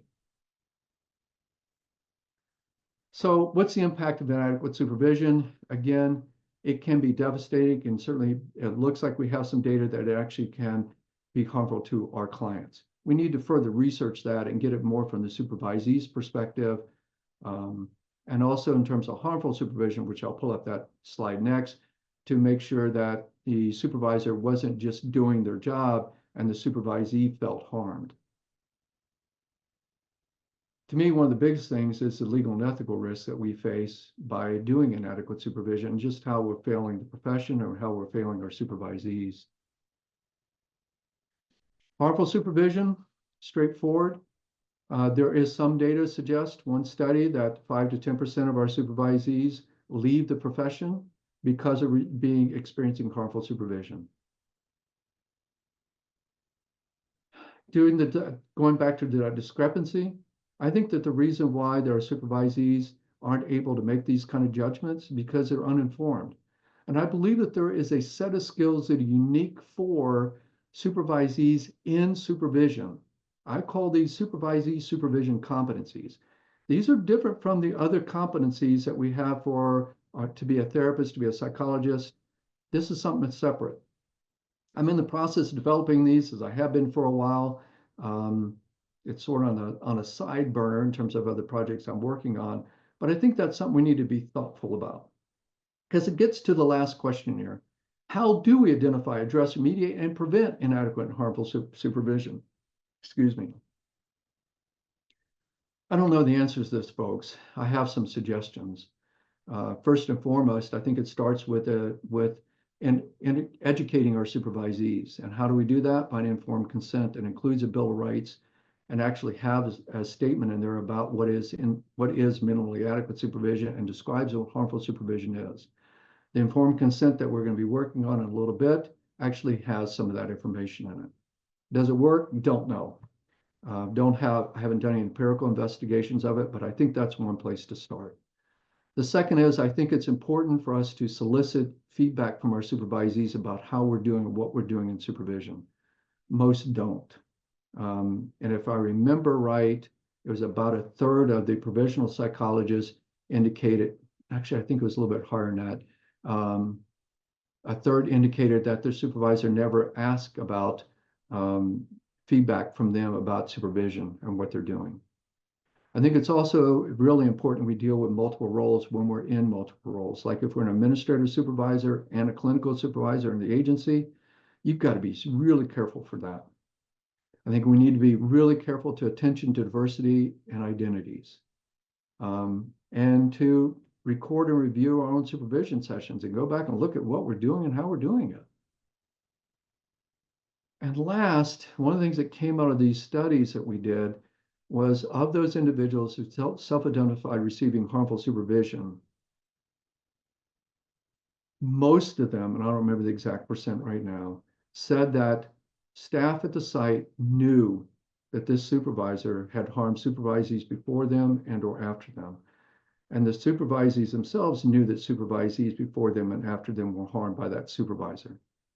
So staff and agencies know harmful supervisions and they're not doing anything about it. To me, that's a pretty egregious ethical violation on our part. So I think it's really critical we address this somehow. If you want to know, if you want to get more of what it's like to receive harmful or supervision, there's a special issue that my team did in 2017, and the clinical supervisor, that's a journal, clinical supervisor, on harmful supervision. We present 11 narratives there, which really flesh in what those experiences are like. In terms of what to do with it, there are 2 articles that my research team and I have done, which is Kangos et al. And the McNamara et al. Those references are at the end of the slide deck. Yes, Troy. Thanks so much. We're getting a lot of very positive comments from participants of how helpful this information is. One of the comments is about the power differential in supervision, and that some of our supervisees, being in a practice setting, are also employees of their supervisors, and the difficulty that arises in maybe making a report to, say, us as the regulatory body. I wonder if you have any comments about that, and then I can certainly add a CAP perspective on that if needed. The comment is we have to be super vigilant about that and be very clear about our boundaries. And individuals in those roles, that is going to happen in agencies, but it's our responsibility to manage those and manage them well and be very clear with their supervisees what role we're operating from when we meet. And I would not combine clinical supervision with managerial supervision in the same session or meeting. That's excellent. That's what I'm more adamant about, because that's one of the things that came through a lot of those narratives was their 2 roles. So. Yeah, I just wanted to remind all of our participants today that one option that we have that's a free option is that we have 6 professional supervisor consultants that have volunteered their time to help troubleshoot troubling issues in supervision. And that's found on our webpage. And if you want to find that link to that, we can certainly direct people to that. That's one option. We have a regulatory navigator hired at the college that you can talk to help navigate some of the issues around what are the expectations and the standards and guidelines in supervision. And supervision is a professional service as we define it. And therefore, when you're under supervision, anyone could raise a concern or complaint, and people can have a no obligation phone call to myself or anyone in the conduct department if they're facing harmful or inadequate supervision. And we can talk about what options are available to you without necessarily taking action unless you want us to. So I just thought I'd make sure that point is noted, because there were a lot of comments about what is CAP's role in that. And I thought I'd just add that if you don't mind. And the last question is sort of about what would you recommend about evaluation tools, and maybe that's leading to some other part of your presentation. Yeah. No, not this presentation. Again, we are just touching the very tip of a really huge iceberg. I mean, think about something about this big, about an iceberg that's a square mile. There's just so much material to cover. That one encompasses a wide variety of other nuanced issues in it. So I'm going to leave that to something you could bring me back to cover in the future if you'd like. Yeah, that'd be great. And a lot of people, of course, are saying what handouts and references are we going to be able to get later? And I think we're going to be making this slide deck ready, available after the presentation today. The handouts will be available. They're also interested in some of the references that you've you've noted already, and wondering how to get access to those articles. And I think we can probably find some of those. So hold on. I have 4 slides of references, and smaller than any type that you see in a slide now. So there are quite a few in there. I would hazard a guess it's close to 100. Great. So everything that I'm referencing in here, that you see cited in the slides, the references in there. If you don't have them, let me know. I can get you PDFs of them. You can go to ResearchGate, and any of the articles that I'm lead author on, those are all available for you to download as well. So I'm way behind, so let me kind of press on. Q&A we just did.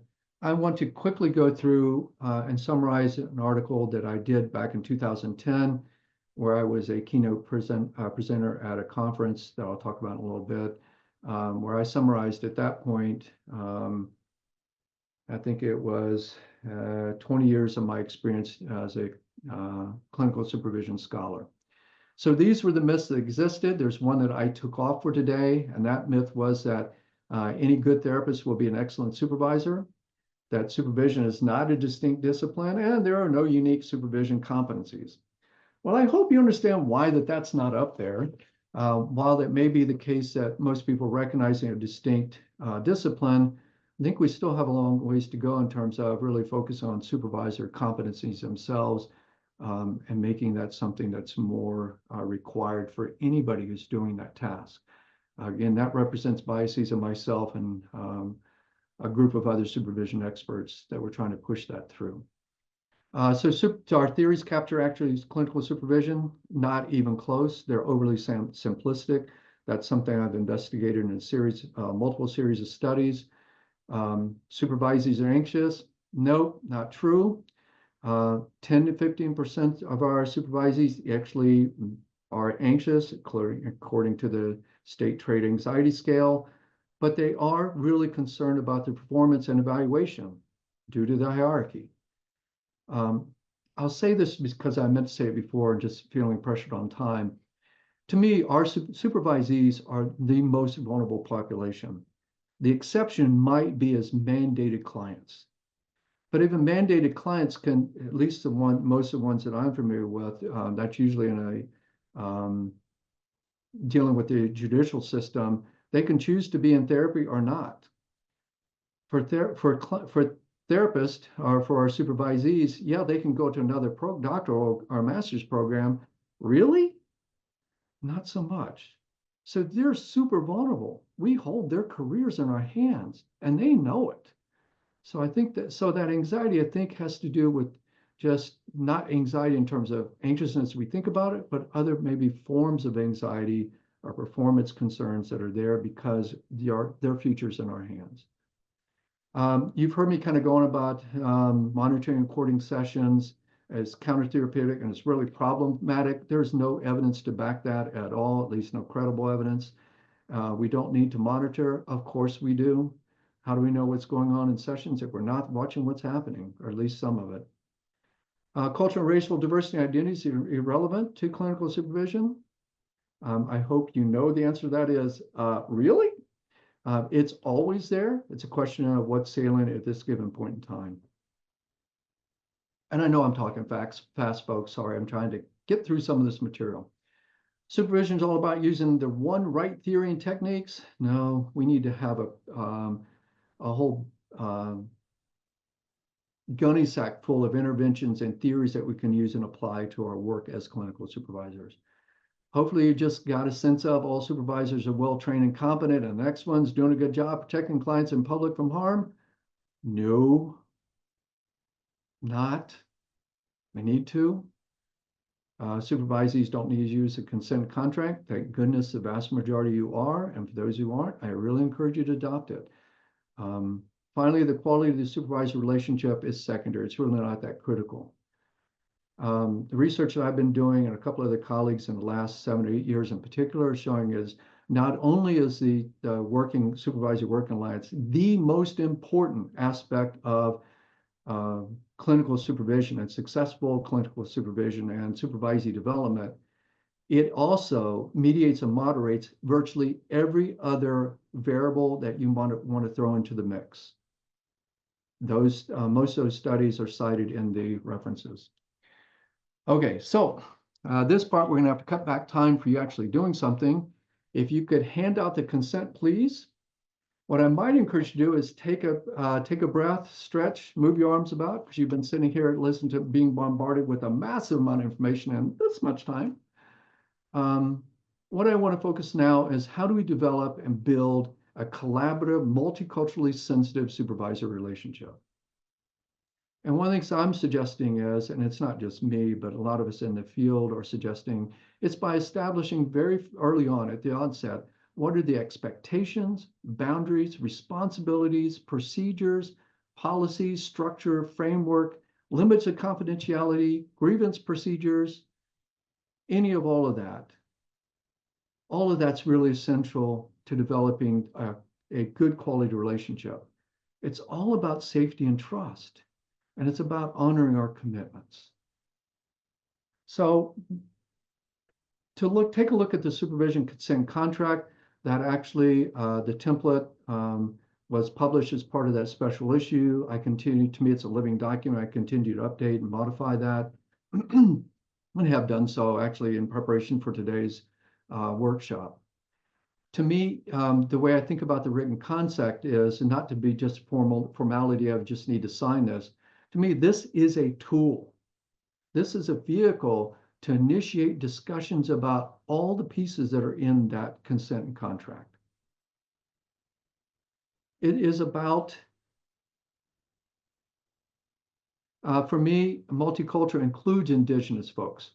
And that's why I use identities in addition to not just multicultural, but to be inclusive of all folks and all identities, because those intersecting identities are key to what we do. And to me, that's part of having those kind of discussions start with informed consent and on that first day. Yes, we're about to get it. It should be out to you right now. Is that contract? Should be able to look at that in chat. I just saw a couple of those pop up here. What was I going to say? To me, it's a tool, it's a vehicle to actually initiate these discussions, and these are ongoing discussions. And I really strongly encourage you to do this session 1, and sometimes come back and use in other sessions too. In the US, it is the current standard of care that you are expected to do this. If you're not, then that is considered, at least in US, grounds for you potentially losing your license, especially if it's been harm to a supervisee or clients. So these are the basic components. And I think it's also important in terms of boundaries that you articulate in the informed consent. This is not therapy. What's the difference? How do you know? And then you have multiple roles, like being a management administrator, as well as a clinical supervisor. I would have a paragraph delineating those boundaries in the consent. So it's written. Students, supervisees can refer back to it. And that's why you want to have it in writing.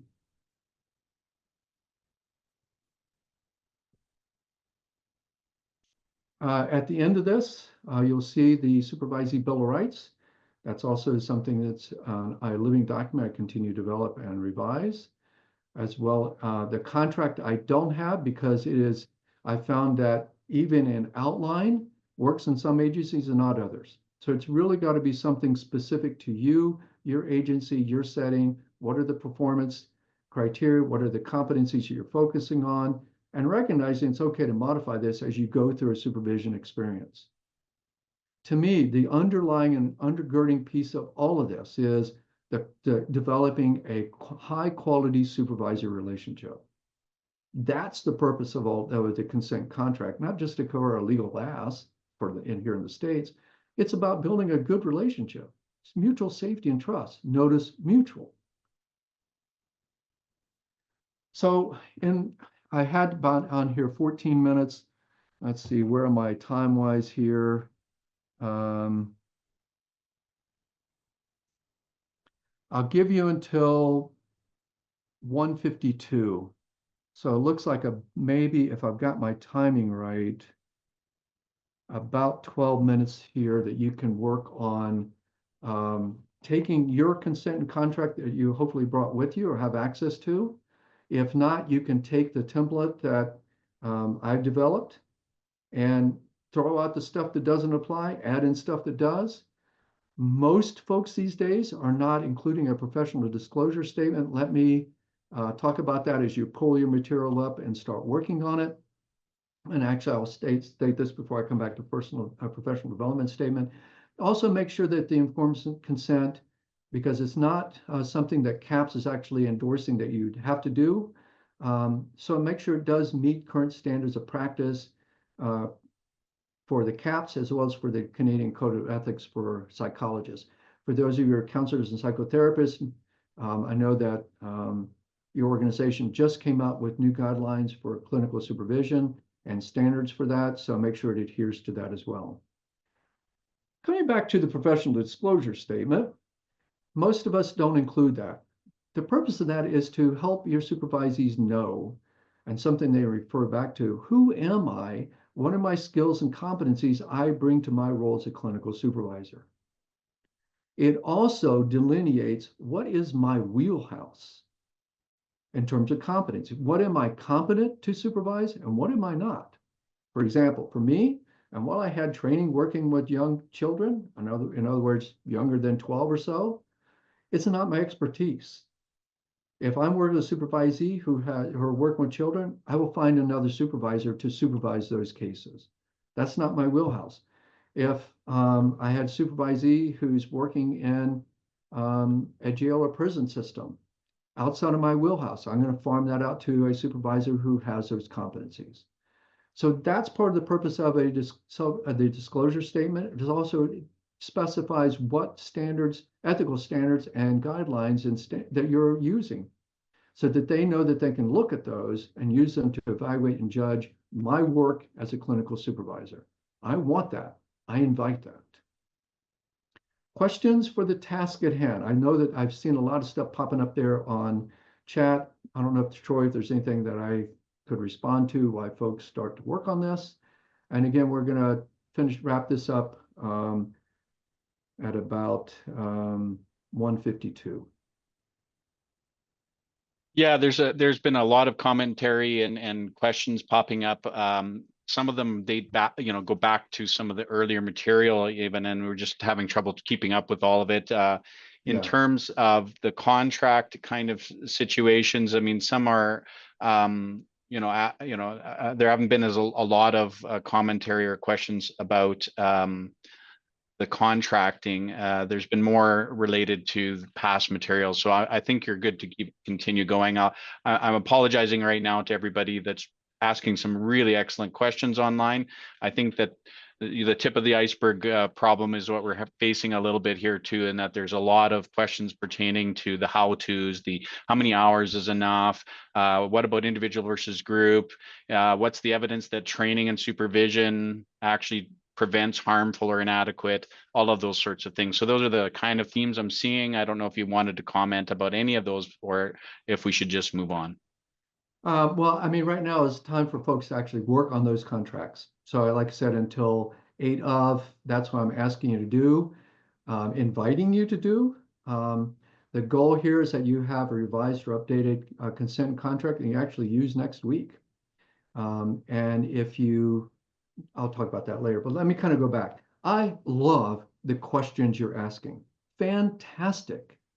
Because this is all about helping you understand. Remember going back to what I said, what I hope you walk away with today? The one thing is a growing appreciation for just how complex and how nuanced it is to be a clinical supervisor.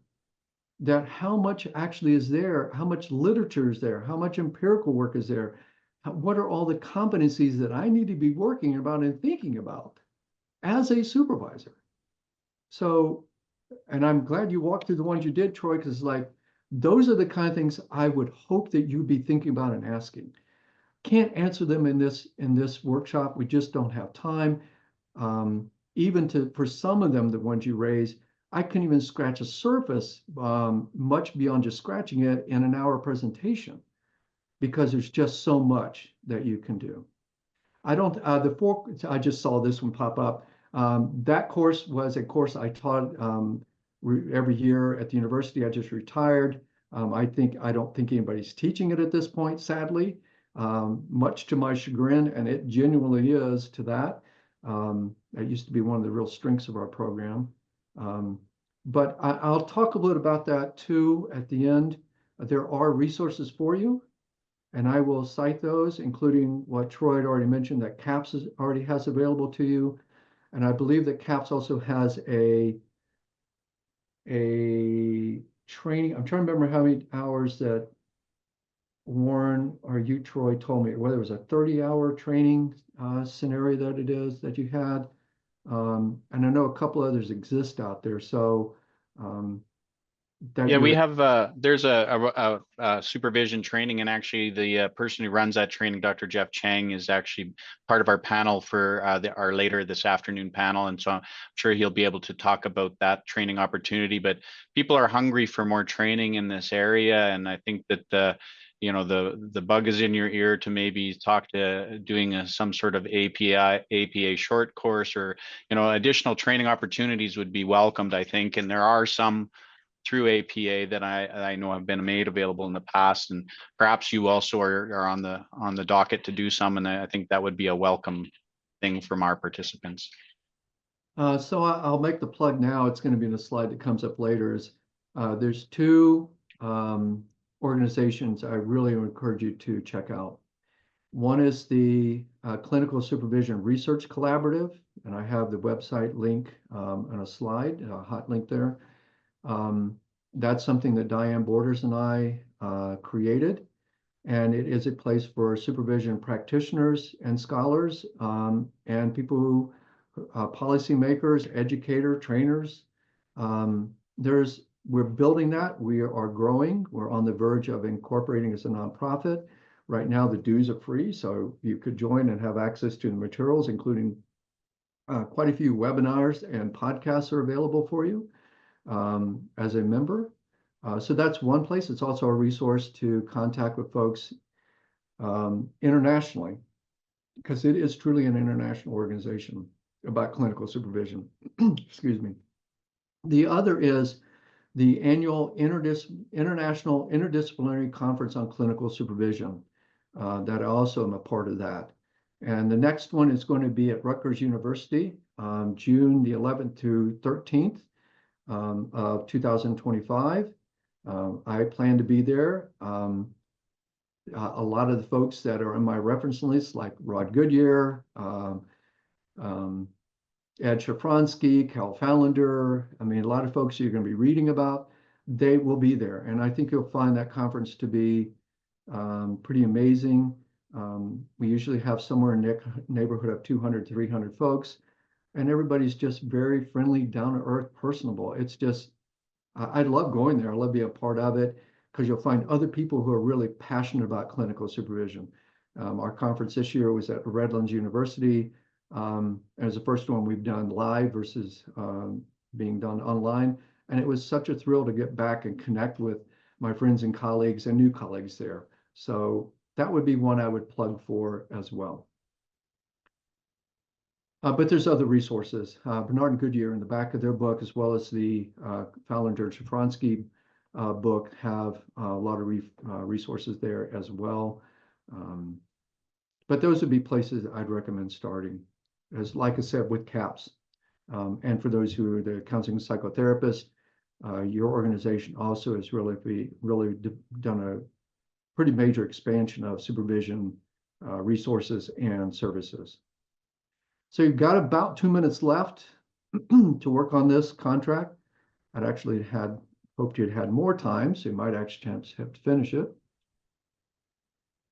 One other comment people have made, Dr. Ellis, that maybe you could comment on is that a lot of the literature in supervision seems to be on supervision of graduate students, whereas you know, there's a progression in graduate training, possibly internship if there is an internship experience, and then in the pre-licensure phase, as we have the provisional psychologists. And Right. you see any variation in what we know about harmful or inadequate supervision in those contexts? So the yes, to the extent that those folks are included in that combined sample of 1,200. Those supervisees in Ireland that were part of the sample, they were all practitioners reporting about their experiences in supervision as supervisees. They were supervision practitioners, and/or they were folks who are being trained to be supervisors that did not have the credential at that point in Ireland. So the point you raise is a really good one. It is an under-researched population or subset of what we do. And I would invite any of you, if you have interest in doing research, please, please, please do it. We need more researchers out there. We need more research in this area.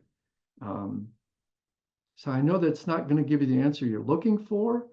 There's not much out there. I mean, I know that in the Bernard and Goodyear book, they do have a section of a chapter devoted to that. Honestly, it's been a while since I've read that, so I can't give you a good report on what's in there. Have 20 seconds left before I'm going to shift gears. Yes, Troy? Organizational constraints on time and supervision being inadequate. Would you have any advice or commentary on that pressure issue that may be faced by people out there? So in 3 seconds or less, I'm being playful here. That's really, really critical. At the very end of today, when I'm wrapping up, when I talk about 10 things that every supervisor should know, one of the things I would talk about is it's our responsibility to be an advocate for our clients or supervisees and for the agency. And that means that at times that we need to be advocating for allocating more time and resources to clinical supervision. So it is a dilemma. It is a problem. I know it is vast, especially in most of this frontline agencies out there that folks who are doing supervision. It's usually as an addition to your normal caseload, which is a Herculean, impossible task and setup. So let me move on here with the time we have. So next steps. One is I really strongly encourage you to finish revising and updating your supervision consent contract. Making sure that you're adding in those sections that's in the template that may be applicable to your agency and to your consent and contract. Again, making sure it's consistent with the CAPS standards and guidelines, as well as one from CPA. And try to do that sooner versus later, because we're all busy. We all have things that are going to pull us away. So this is a time to actually carve out a little time after today's series of meetings and do something that you can actually use next week. And I really encourage you to make those changes and use it. So be thoughtful about what the concerns and barriers are. Again, this is normally something I would do as a back and forth discussion towards the end of a workshop, and what the benefits are of that.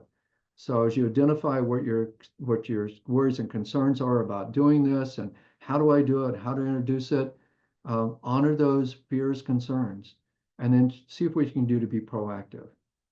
And I'll mention this in the last slide. You're not alone. There's a lot of other folks, practitioners, supervisors out there, and scholars that are here to help you, including CAPS, with that free consultation. The last piece is remember that the consent contract is a living document, that you can revise it, especially the contract component of it. And I encourage you to do that actively as you move forward.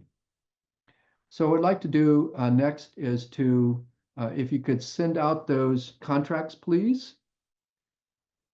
That if you click on chat to open that up, what I'm inviting you and encouraging you to do, again, you're a psychologist, you know the power of social commitments.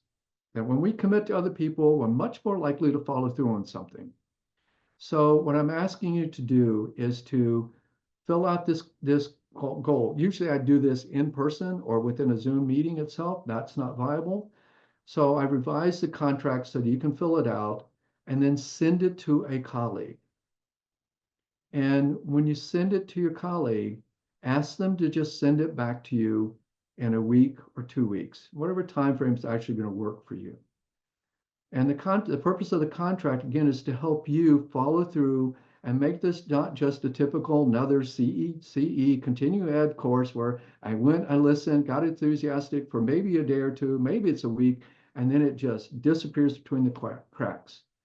I really want you, not that you have to do what I want, but I really invite you to take action on something, at least one thing today. If you can do it, if you want to and you want to do more, by all means, please. But do something that you're going to follow through start making changes in what you do and how you do clinical supervision. I will give you, what am I setting aside here? I'm sort of already pushing my time limits. I'll give you 3 or 4 minutes to do this, and then I want to shift gears and talk about a couple of things to wrap up.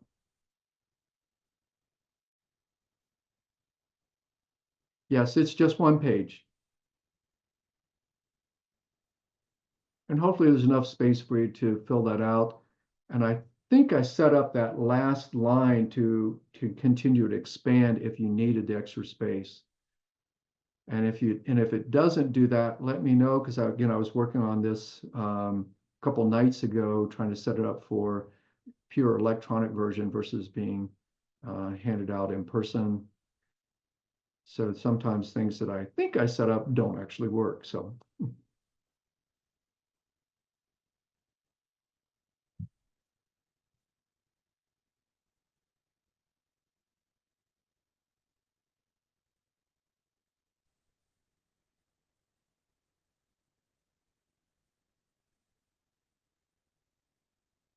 Some are asking Dr. Ellis about building contracts collaboratively with their supervisee. Would you have any comment about that? 100% yes. To me, when I talk about negotiating an informed consent, I truly mean that. It's about setting up a collaborative relationship where for me personally, I do everything I can to minimize that power differential. And I know in some cultures that's much harder to do than it is here in the States, and at least what I've experienced so far in my work training supervisors in Canada. So I try to do everything I do to minimize that and to have it to be where it is collegial. I ask on a routine basis for feedback about what we're doing, how we're doing, and how we can do it differently. When I'm working a creative, what the performance contract is, that's done collaboratively with that supervisee. Because supervisees, each one's going to come in with a different set of competencies or things that they do well and things that they need to grow on. And sometimes it's things they think they do well, but from another set of eyes is, need to work on that a bit. So that's why it's a living document. As you start monitoring and observing sessions and seeing how your supervisees are doing and what they're actually doing, you might add to that performance contract, or you may modify some of the language or thresholds that you had in place. So yes, I enthusiastically embrace making this collaborative and doing it jointly. This goes back to developing a relationship based on safety and trust, where supervisees can really thrive.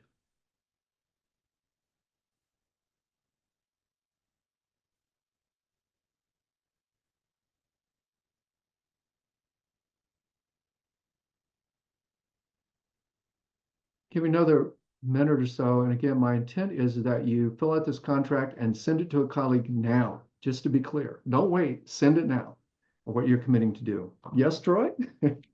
Yeah, I just want to reiterate what you had said earlier, that you're encouraging everybody to pair off or find another psychologist to help you with reviewing each other's contracts. And Cap and Dr. Ellis are not volunteering to review all of the contracts that people may have, but we do think that that's an excellent way for building accountability. So we do want to recommend that.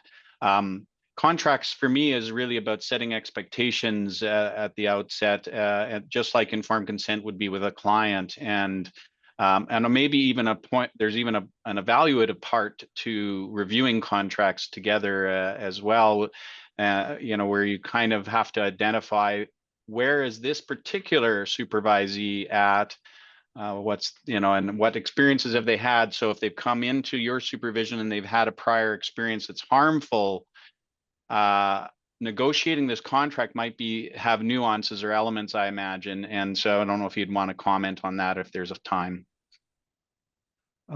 Like with virtually every topic that I've addressed today and brought up, I could spend a lot of time going into much more detail and depth on them. The one you just raised, and I've actually been calling you Troy, where you've been calling me Dr. Ellis or Dr. Jensen, sorry, is that will happen. Remember, if between half and 3/4 of our supervisees have been harmed, chances are you're going to have a supervisee who has experienced a harmful harmful supervision. Pause for a moment, especially those of you who work with trauma survivors. Remember what trauma does to us. When something traumatic happens, who do we blame? So that is real common with supervisees. If they've experienced harmful supervision, what I've seen and witnessed far too many times is they're blaming themselves for it and not recognizing it had nothing to do with them, other than they were the victim to a really god-awful supervisor. Sometimes that's one incident, but sometimes it's much more than that. So I would actually, to me, and what I do is I go through that consent. I go through all of it. I talk about what is adequate, inadequate supervision. I ask them, if you think you're not getting adequate supervision from me, please let me know, because that's something that's super important to me. And to educate them about what harmful supervision is and give them discrete examples of that. And the same thing, if I harm you, please let me know. It is not my intent, and I will do everything in my power to remediate that to the extent I can. So I start my supervision experiences talking about that and asking, to what extent do you believe that you received inadequate or harmful supervision before coming into this? Or actually, the language I use after I talk to them about this is, if you think it would be important for us in our work together to share some of your inadequate or harmful experiences so we can make sure it doesn't happen here, and so I'm aware of it and we can work to build upon that, please do so. So I leave that disclosure level up to the supervisee. Again, that's my style personally, is I work to empower the supervisee to be a collaborative partner in our clinical supervision. Hopefully that answers the question that was raised. So let me shift then to the last couple things I want to talk about. So I've got 2 more slides I want to get through. So this top 10 list is a struggle for me, because it could be the top 100 list of things every supervisor should know. And primarily I'm doing this from risk management, and risk management for you folks in particular, and Canada is going to be ethical risk management. Remember the 3 reasons for clinical supervision. And remember, when I'm using the term supervision, I'm always referring to clinical supervision. I will distinguish managerial supervision by labeling it that. Probably should have said that at the beginning of the workshop, sorry about that. But it's really about client welfare, supervisee welfare and professional development, and gatekeeping, which is a public and our profession, and also back to clients as well. And I cannot emphasize this enough. It is all about the relationship. I mean, you know this from being therapist. The therapeutic relationship is the most important and explains more variance than anything else in terms of therapy, and in terms of whether therapy is good or not, and if the clients benefit. It's about the relationship. Same thing applies to us in clinical supervision. So me, it's about really establishing safety and trust. And it's safety and trust for me too. But it's also for me as a supervisor to be really humble and to approach it with humility. If I think I've got the right answer and that this is the right way of doing it, and I know I verge on that at times, I'm in trouble, because there's no one truth. There's no one right way of doing something. Something may be unethical or illegal. For me, that's going to be not okay. but it's just recognizing that I don't have all the answers. I don't even know all the questions. Back to where I started. The third part here, and to me, this is important to go through these. Actually, I'm going to whip through these questions quickly, so I'll leave some time for other Q&A. It's just recognizing that cultural identities, cultural identities, diversity, any of our identities that we bring into who we are, they are in supervision. We're in a profession that we are the tool for what we do. Our personhood, us as people, we are the instrument of providing therapy. We're the instrument of providing supervision. And so to ignore identities and intersecting identities, I think is a great disservice to our supervisees and to ourselves and to the profession. I think it's also important to have a sense of humor and recognize we make mistakes. And what I invite all of my supervisees and students to do is, if I do something unintentionally harm you, one, it will be unintentional. Please let me know, because I know I'm going to screw up. I'm going to make a microaggression. I grew up in a culture and society that we were segregated until I was in the 7th grade. So some of that's still there for me, no matter how much I try to evolve and change. And I live in a culture that is sexist, racist, phobic, or homophobic, fill in the blank. That's our culture. We can't escape it. To me, the question is, where are we in that continuum? What are we doing about it? The next one here, I think you have a sense from my presentation today, means a lot to me, and I'm deeply, deeply concerned about our mental health, who we are as a mental health profession, that we are harming our supervisees, and somehow that's okay. And to give you a sense of how pervasive the resistance is to looking at this, when we tried to submit that article on harmful supervision to a premier journal, it was rejected because this won't hold up in court. WTF, folks. This has nothing to do with legal issues. This is about us harming our supervisees and turning a blind eye to it. If you see it's going on, please advocate, speak up, ask for help. How to deal with that person, especially if they're a person in a position of real authority, like being a manager or a boss. The other ones in here, the ones we've already talked about, you heard me mention about we're not alone, consult with others. Being a clinical supervisor, in my experience, is often a very isolating job. There's not many who do it. And again, I probably will come across as a bit arrogant. That's not my intent. I really am genuinely invested in providing the best supervision I can. And I have really high standards for myself. And in some ways have high standards for my colleagues. So sometimes I feel alone that I don't have colleagues who are invested in supervision the way I am. So I don't feel like I can really go talk to them about some of this stuff. I think it's also important, this is starting to get some traction in the literature, is about self-care. The work we do is really hard. We need to be here to support one another, which is why I find that supervision conference so exhilarating. To me, it's part of self-care. And the last one you already heard me talk about. I'm going to jump to 2 slides back, then I'll come back to Q&A. These are the resources I mentioned earlier. And just to give you a sense of what I'm talking about, and I'm going through these quickly, do not try to read these, but I want to have you have a sense of what's here. These are the references, folks. That's 1, 2, 3, 4. So you wanted references, you got them. What questions might you have? We've got 5 minutes.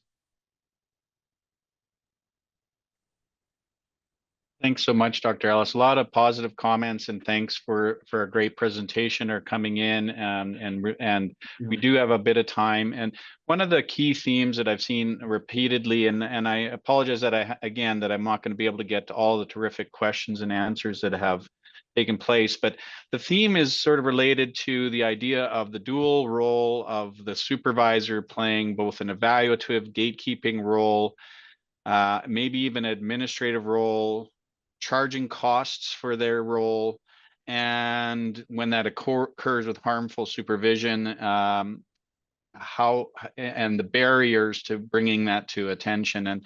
And I know you'd mentioned earlier that cost was a big issue that might come up, and we at least half of our members are in private practice settings, so I think that's really relevant. But the other comment that came up was even in big organizations, the administrative supervision role, and what about harm in that versus the clinical supervision role.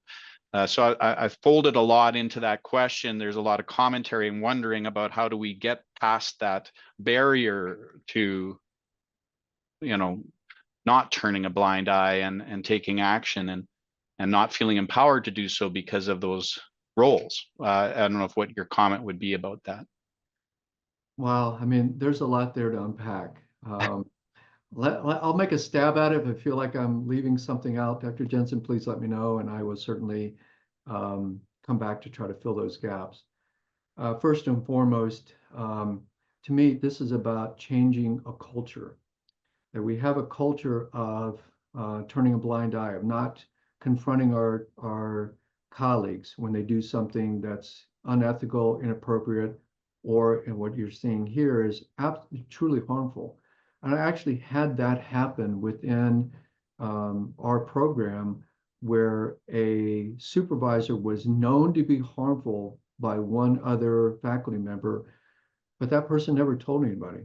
And when I started getting wind of it, and luckily I was the division director, aka department chair, it got addressed immediately. Let me qualify that. It got addressed by me, one, getting more empirical data to back up what this supervisor was doing. And in fact, was it going on with multiple supervisees, which it had been, and for years, so that we then had a sit down with that supervisor and basically said, cease and desist, and you're not supervising for us again anymore. And basically threatened that we're going to go to the psych board unless you clean up your act, because this person was the head of an agency. And it was impacting other folks at the agency, the staff members there as well. So again, no easy way to do it.